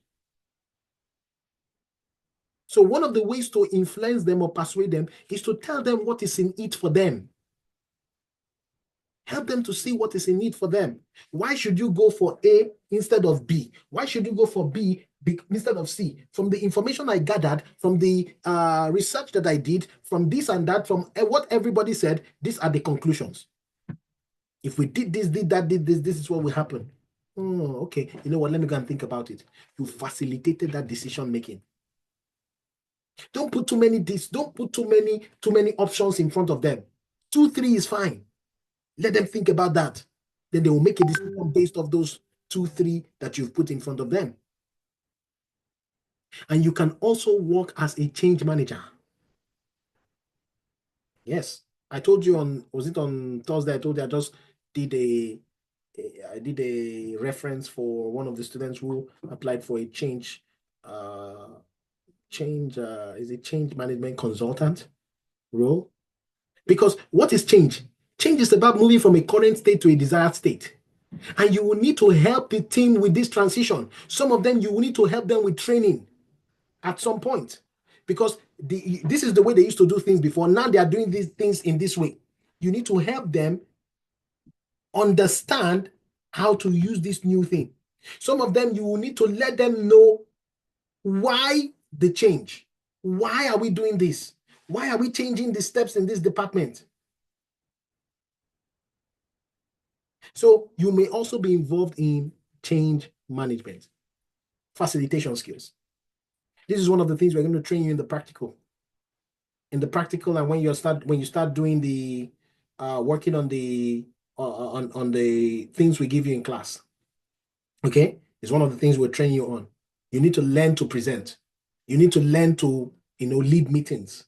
Come to an elicitation session. You would learn to conduct interviews. Learn to ask high impact questions.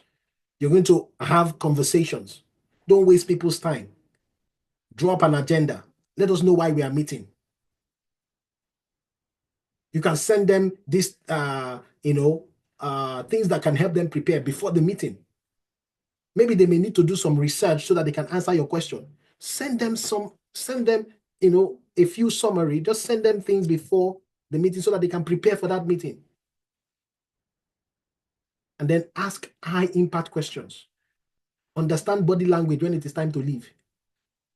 Not that they're telling you that the time has gone, or let's go. You are still trying to ask the next question. Always give them time to think. If you need to break people into smaller groups, do so. If you need to bring them and convert them into a workshop, do so. If you discover that somebody is not talking, but you need information from that person, there is a silver bullet I can give you today. You want that silver bullet? Where you can get that person to talk and you can get information from that person? You want that silver bullet? Should I give it to you? It's in plain sight. That silver bullet is in plain sight. If you want to get anybody to say something in a meeting, I have the silver bullet. Yeah? I should give it. Okay. It's simple. Is this question called, what do you think? Let me help you explain. Let me explain it. It works all the time. All the time. That's why I call it a silver bullet. It works all the time. If you know that there's somebody in that meeting, you want that person to say something, but that person is not saying anything, here is what you do. Take the information that has been going around in that conversation, summarize it, and now ask that person, what do you think? It's going to work. It's either they will tell you, oh, I agree with you, meaning that they've now consented, they've told you something, or they will be like, yes, I agree, but they will not tell you what they think. It works all the time. All the time. Think about it. Are you thinking of a scenario where it will not work? It works all the time, sir. It's a silver bullet. Take everything and then talk about it and then say, Okudili, what do you think? He said, oh, yes, I agree with you. I agree with you.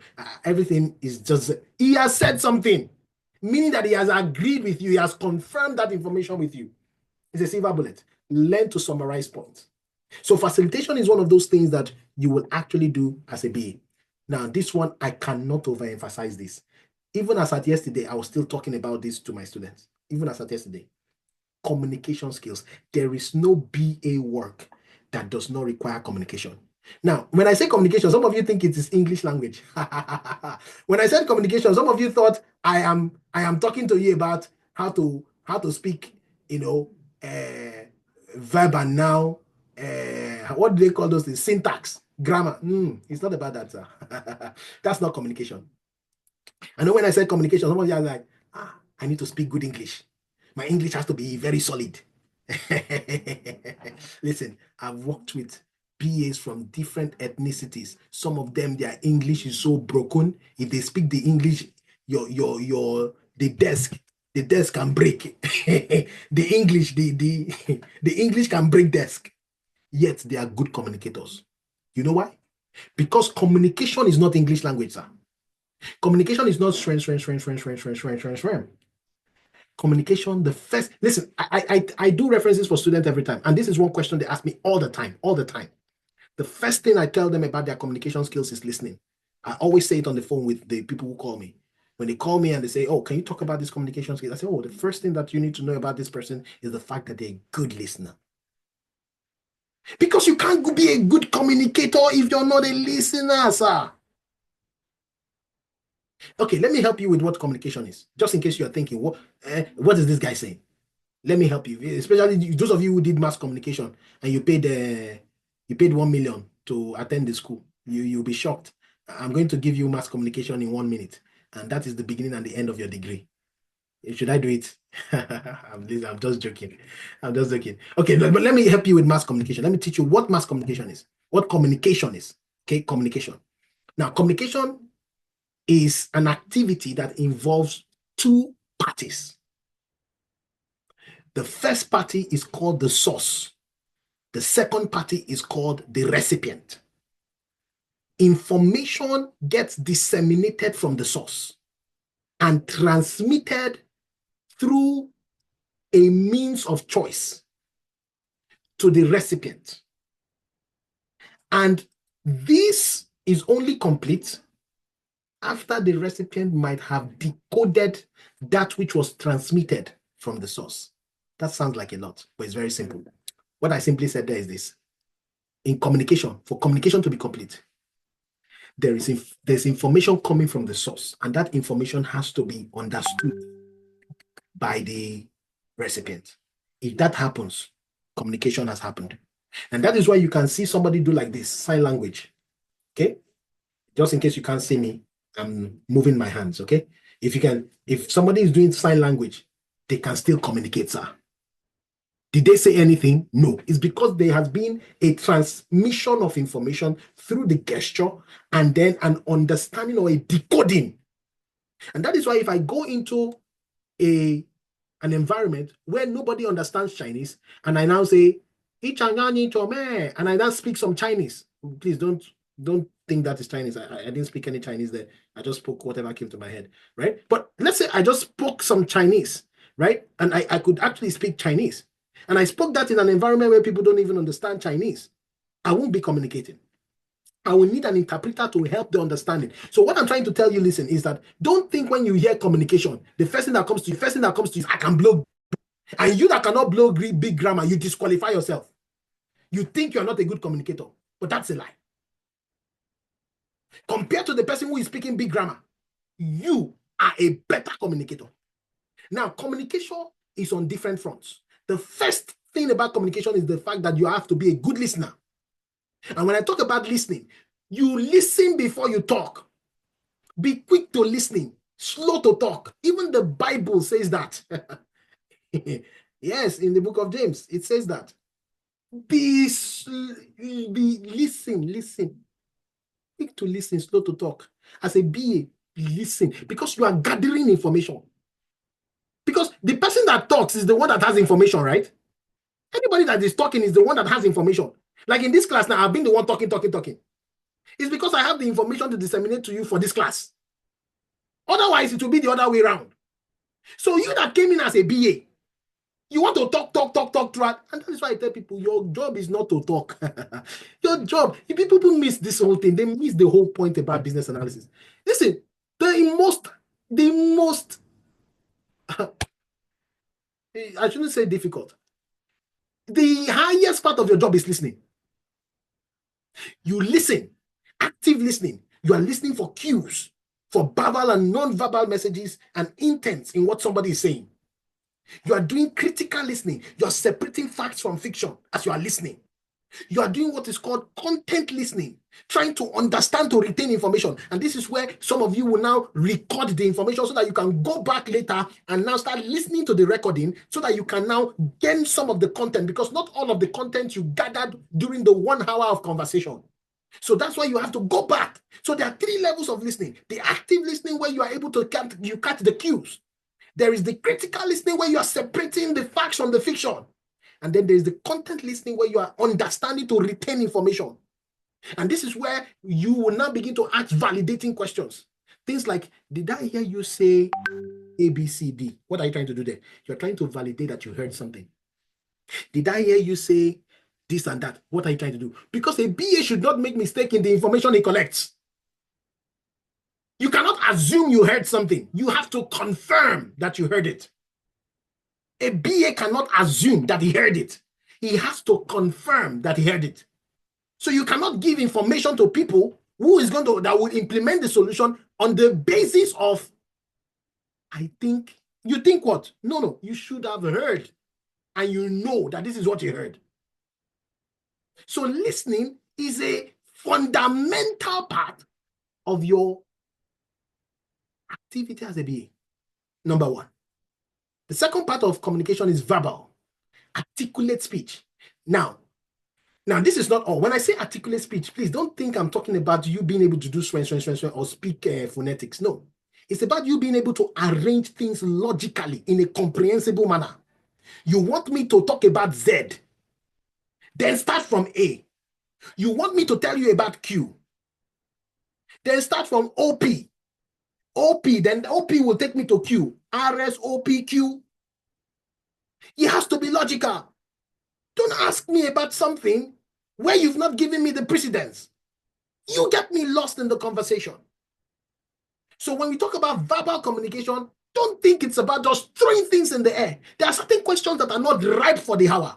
Why? Because there are prerequisite questions that you should have asked that will lead you to the next question. So in being articulate, you need to articulate your speech, articulate your questions in a logical, sequential manner that makes sense.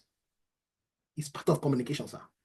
So don't think communication is about stream in it. No, that's not communication, sir. The next level of communication is visuals. Visuals. As a BA, you will present. You do diagrams. We are going to teach you that. Diagrams and models, you teach you that. You put information in tables and matrices. We're going to teach you that. In your documentation, you put information in tables. The next level of communication is the written format. That's why you see some they will write written and verbal, right? Is the written side, requirement documentation. In fact, let me show you something for one of my students that she submitted this for an interview. Of course, she got the job, but I want to show you the difference between, I want to see which one you're going to take. Between A and B, which one will you go for? I want to show you that BA is not just, it's about, communication also has to do with your writing. Between A and B, put in the chat, which one will you go for? Which one do you think will be easy for you? Which one do you think will be easy for you? Put it down quickly. Which one do you think? You can see most people are saying B. Why? But I can tell you why. Because it's very easy to just catch the main points and move on. While A is going to force you to read it.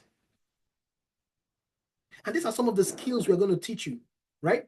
A is going to force you to read every single element. Whereas if I present this to a leadership will appreciate this compared to this. Because here you are forcing me to read every single thing. Here, and they contain similar information, sir. Just before we leave, listen to this guy. Those that do know their God shall do exploit. Then knowing God, be strong and do exploit. exploits. Yes. So that is very important. Yes. Those that know their God shall be strong And do exploits. and do exploits. Yes. That's Then good. Go on. that become a technological enigma. And inscrutably remonstrative or indices to say, okay, these seemingly transcendental challenges can be surmounted. Now, in a concomitant synergy, I want to say that knowing God also advances our barometer of reverence to venerate Him, eulogize Him. Then a king who was made an animal was myopic to this before.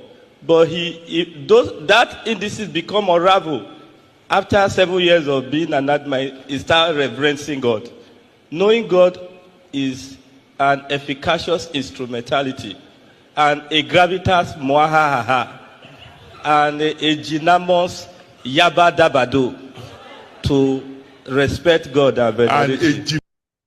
All right, so some of you are already saying, what is he saying? But he's speaking big grammar. He feels he's communicating. Don't be like this guy. All right, I just wanted to throw some some funny stuff in there. But listen, he's not communicating. That's the truth. And that's what I wanted to let you know, that communication is not about speaking big grammar. It's about you helping people decode what it is that you're saying. Let's talk about problem solving. Problem solving is a big deal. It's one of the things you're going to be facing as a BA.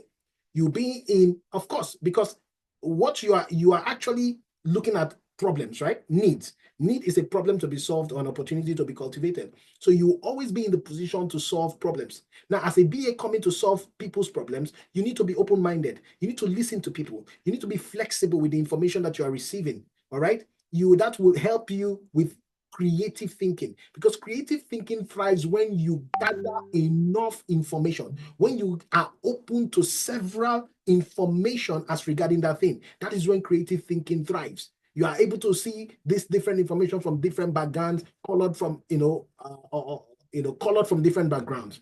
Collaboration will help you thrive in problem thinking, questioning and asking questions, and you doing your own personal research. And that is why one of the things I will always push you to do on this call, or on this as part of the work that we'll be doing, is for you to do research on different things, because you need to learn the art of research. You need to learn the art of going and looking for things by yourself. And that is why your first assignment will be, for those of you coming, rather write that down. Your first assignment that I want to see, and you're going to do a slide, a presentation for me next week, is the ADKAR change management model. I want you to do a 5-slide is a presentation that is not, don't think about, what if it's not looking good on my presentation? No, you are learning. So your first, I'm going to send it into the group, okay? I'm going to send it into the group. Your first assignment will be for you to go and do a research on the ADKAR. It's called ADKAR, okay? ADKAR change management. I'm going to send it, okay? It's called the ADKAR. I'm going to send it, ADKAR change management model. And I want you to do a presentation on the ADKAR change management model, because some of you are going to apply to jobs as change managers, all right? And this is going to help you a lot, right? So I want you to do a research. Not everything they will be spoon feeding you. Some things are going to learn, you're going to learn by research. And this is how you create, okay? You're going to, create your aptitude for research, okay? I'm beginning to come to an end. Today we will spend a little extra time on the call. The next thing I want to talk about is business skills. I'm coming to an end very soon. Now, when I talk about business skills, here I'm simply talking about simple business acumen. When you get on a particular project, the first thing you want to understand is understand the business, understand their domain. There are some things that you get into. You just first need to understand the domain of that business. I'm not talking about buying from Temu and selling on Amazon. That's not what I'm talking about. I'm not talking about buying from Alibaba. That's not the kind of business I'm talking about. I'm talking about business acumen, being able to understand certain domain-specific knowledge. Because some of you are going to get into fields that has nothing to do with your education, has nothing to do with your past experience. I've been there before. I have worked in agriculture in this BA. I've worked in on technology that I never thought I would know on this thing. I have worked on, in accounting. I've worked in wealth management. I've worked in insurance.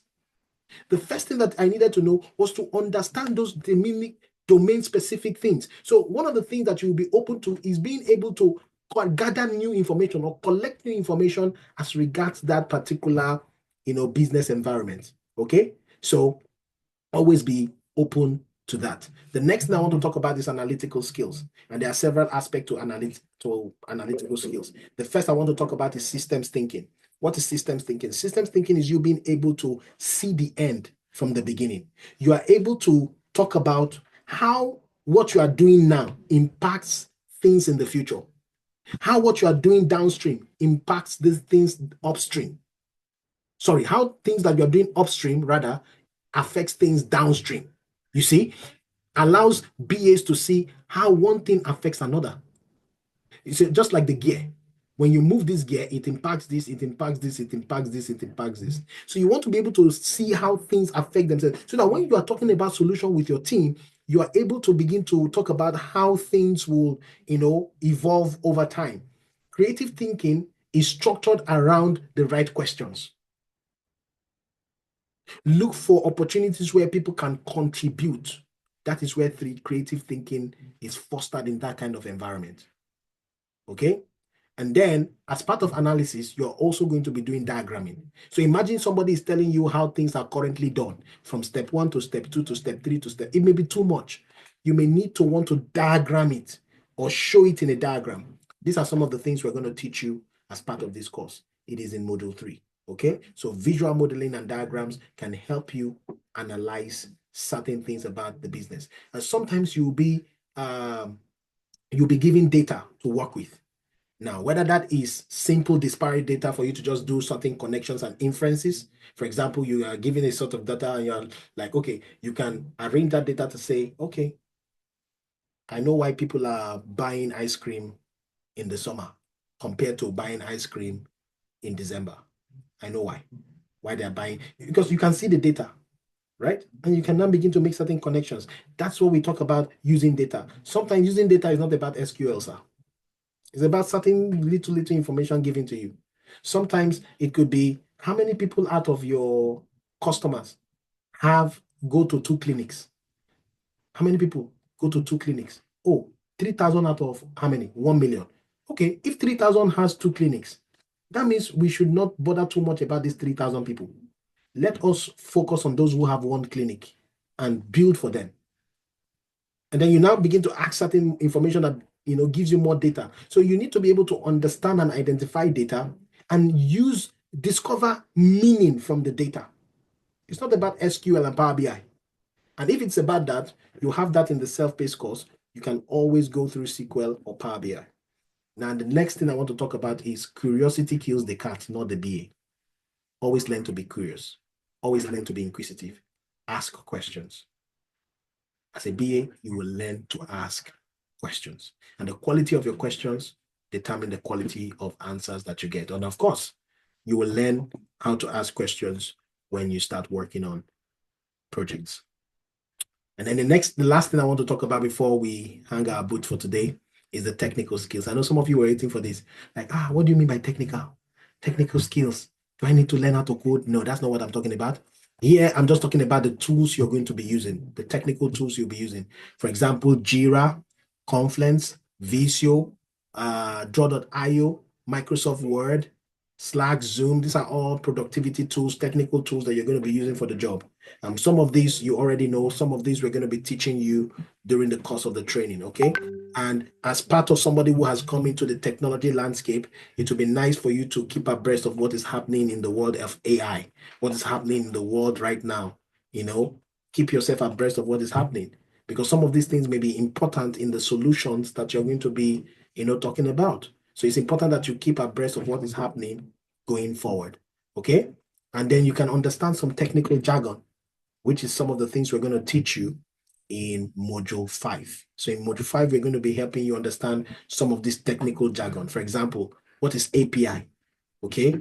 What do you mean by CMS? What is an ERP? What do you mean by DevOps? What are all these things? Cloud, on-premise. What do you mean by that? These are some of the things that will help you to thrive when you get to your place of work. Okay. You put all of these things together, and I can assure you, you're going to be a very great BA. That brings me to the end of my class tonight. Now, any questions before we go? While I'm waiting for you to give your questions, do not forget the cost for those of you in Canada is $1,890. So this time you can, and for those of you in the US, it's $1,380. You can, for those in Canada, you have the opportunity to spread that over 24 months using our firm. You can spread that over 12 months, over 6 months if you would like, and 5 months and 3 months. But for those of you in the US, we are still working on other installment plans. For now, we only have the 5 months and the 3 months installment plan for those of you in the US. That brings me to the end of this conversation.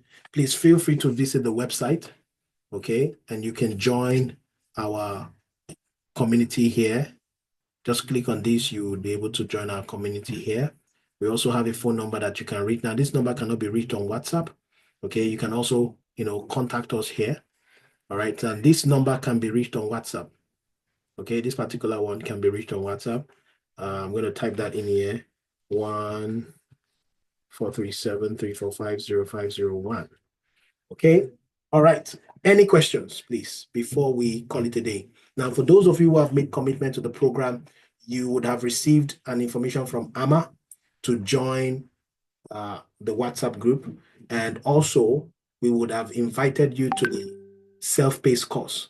All right, you would have received information to the self-paced course. Now, if you have not gotten that information, by next week when we come on the call, I'm going to resolve everything for you. So for those of you who don't have access yet, you're going to have access to everything. You're going to have access to the practical sessions, right? For some of you already in the WhatsApp group, this Tuesday, I would invite you to the practical session that we have on Tuesdays. If you can attend, please, it will be very useful for you to start attending those sessions. They will help you a lot. I cannot overemphasize it. They will help you a lot. Don't say, I will only attend the session when I start my own project. No, come and look at what other people are doing, okay? All right, we're going to communicate the time to you. It's usually in the evening at 7 p.m., all right? So we're going to communicate the time. We're going to communicate the link to you, okay? So if you're not attending this Tuesday, then it's going to be the next Tuesday, but we're going to keep you posted anyways, okay? If it doesn't happen this Tuesday, then it is going to be next Tuesday, but we will make sure to try and make sure that you attend this Tuesday, especially if there are things for us to see. There should be a lot of things for us to see on the project. There are different projects happening at this time. So it would be lovely for you to see those projects at work.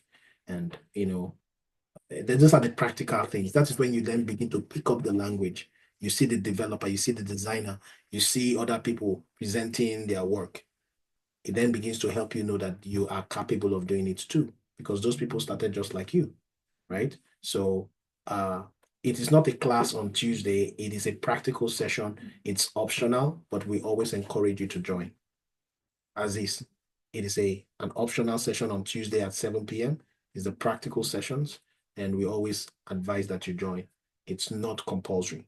But when you start your project, it is compulsory. During your 10 weeks, it's not compulsory. But when you start your own project, because you need to start presenting to, you will need to attend. I said that on Thursday. I think you guys heard me, that there's presentation on Tuesdays, right? You guys heard me. For those in the UK, it's presentation on Fridays. So by the time you start your project, it's compulsory that you join. So know that. But for now, it's not compulsory. I'm just giving you an invitation just to help you. Because once you see these things at work, listen, nothing can stop you. All right? There are people that have started even applying just by seeing what people are doing. Not to even talk of them going through the 10 weeks. So it's very important. It will help you a lot. Trust me, I know what I'm saying. Okay? All right. Thank you so much for your time. I'll see you guys on Thursday, which is the next class, okay? Week 2. All right? I'll see you guys in week 2. And for those of you who need to reach out to me via the numbers. I'll be waiting to hear from you. Bye. Adios. Bye for now.